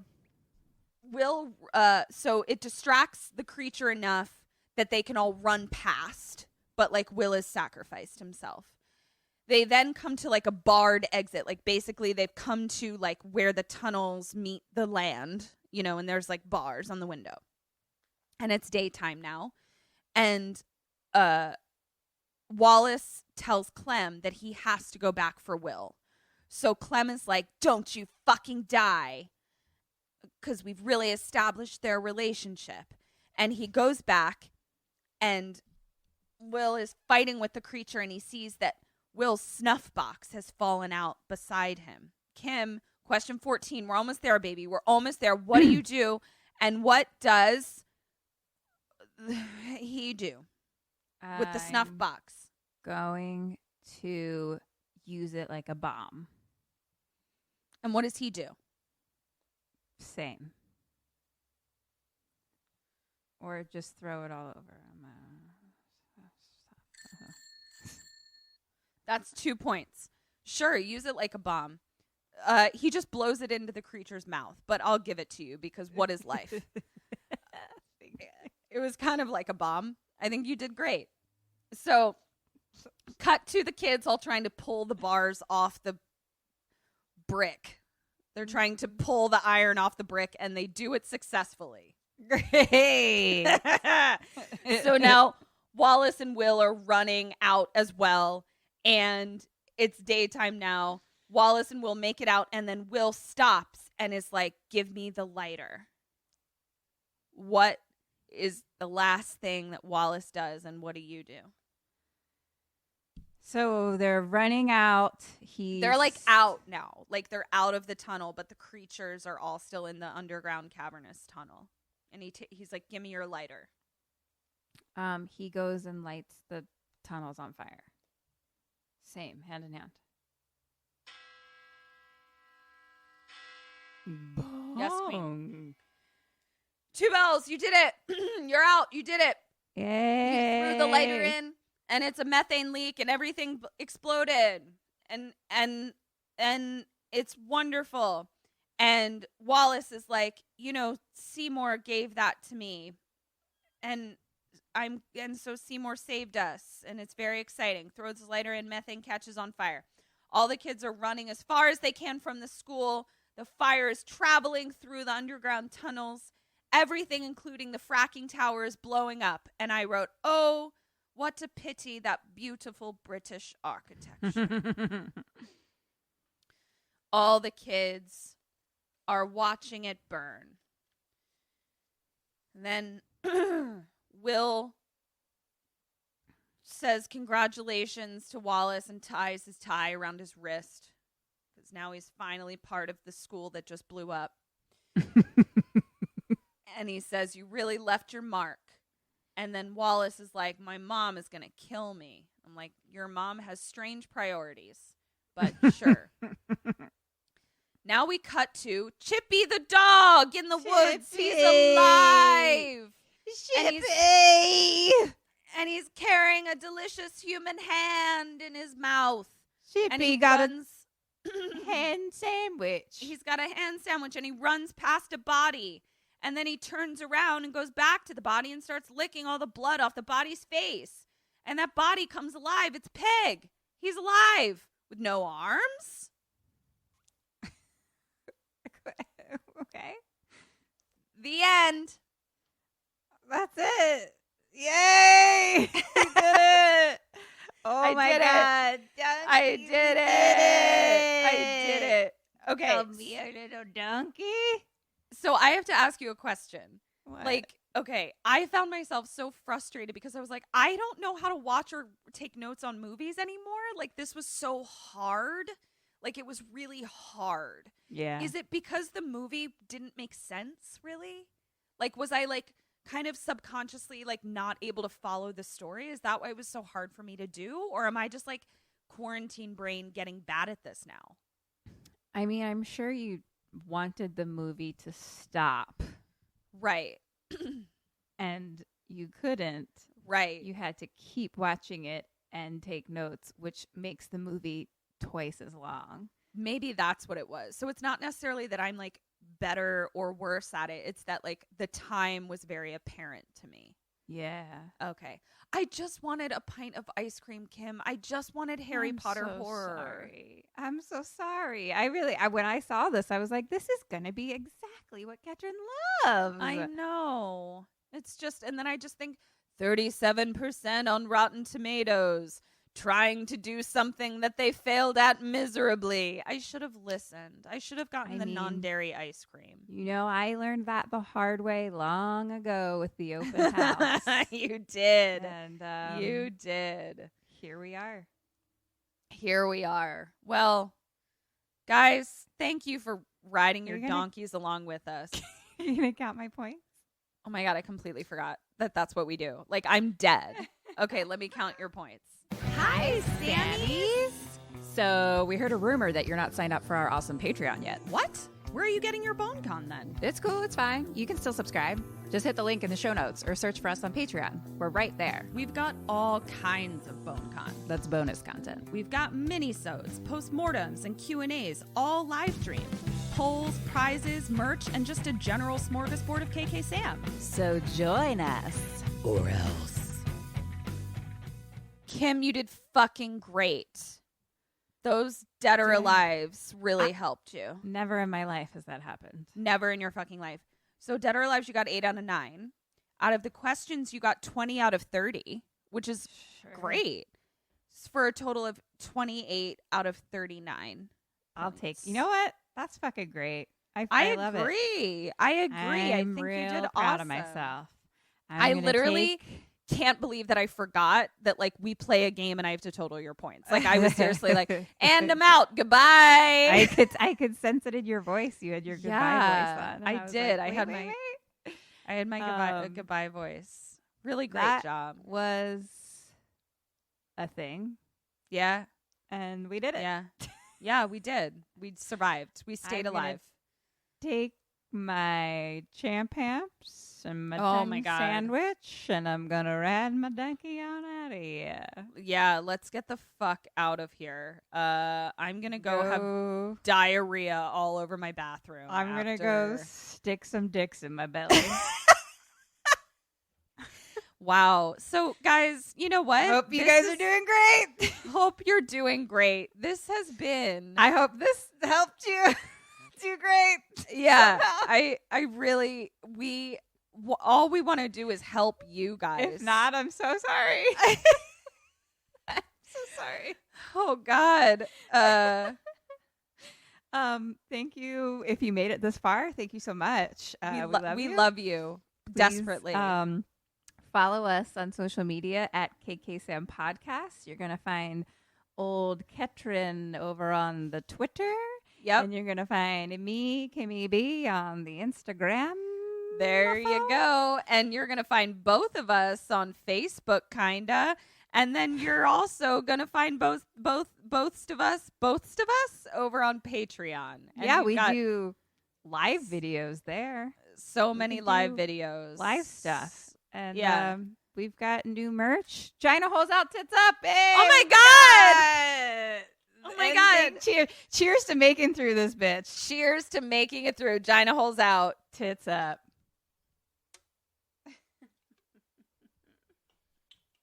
Jesus fucking Christ. We love you guys so much. Love you so much. I can't wait to hang out with you again next week. You're my favorite humans. Thank you for giving me a reason to exist.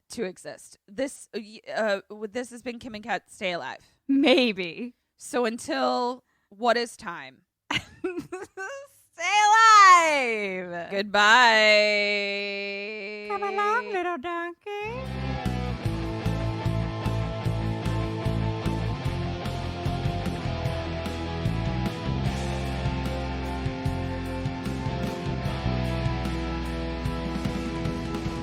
Played by Matthew Sheen, Michael Sheen, Martin Sheen, Michael Sheen. Jesus Christ. Michael Sheen. Yes. Got it. Fuck my life. Rewinding.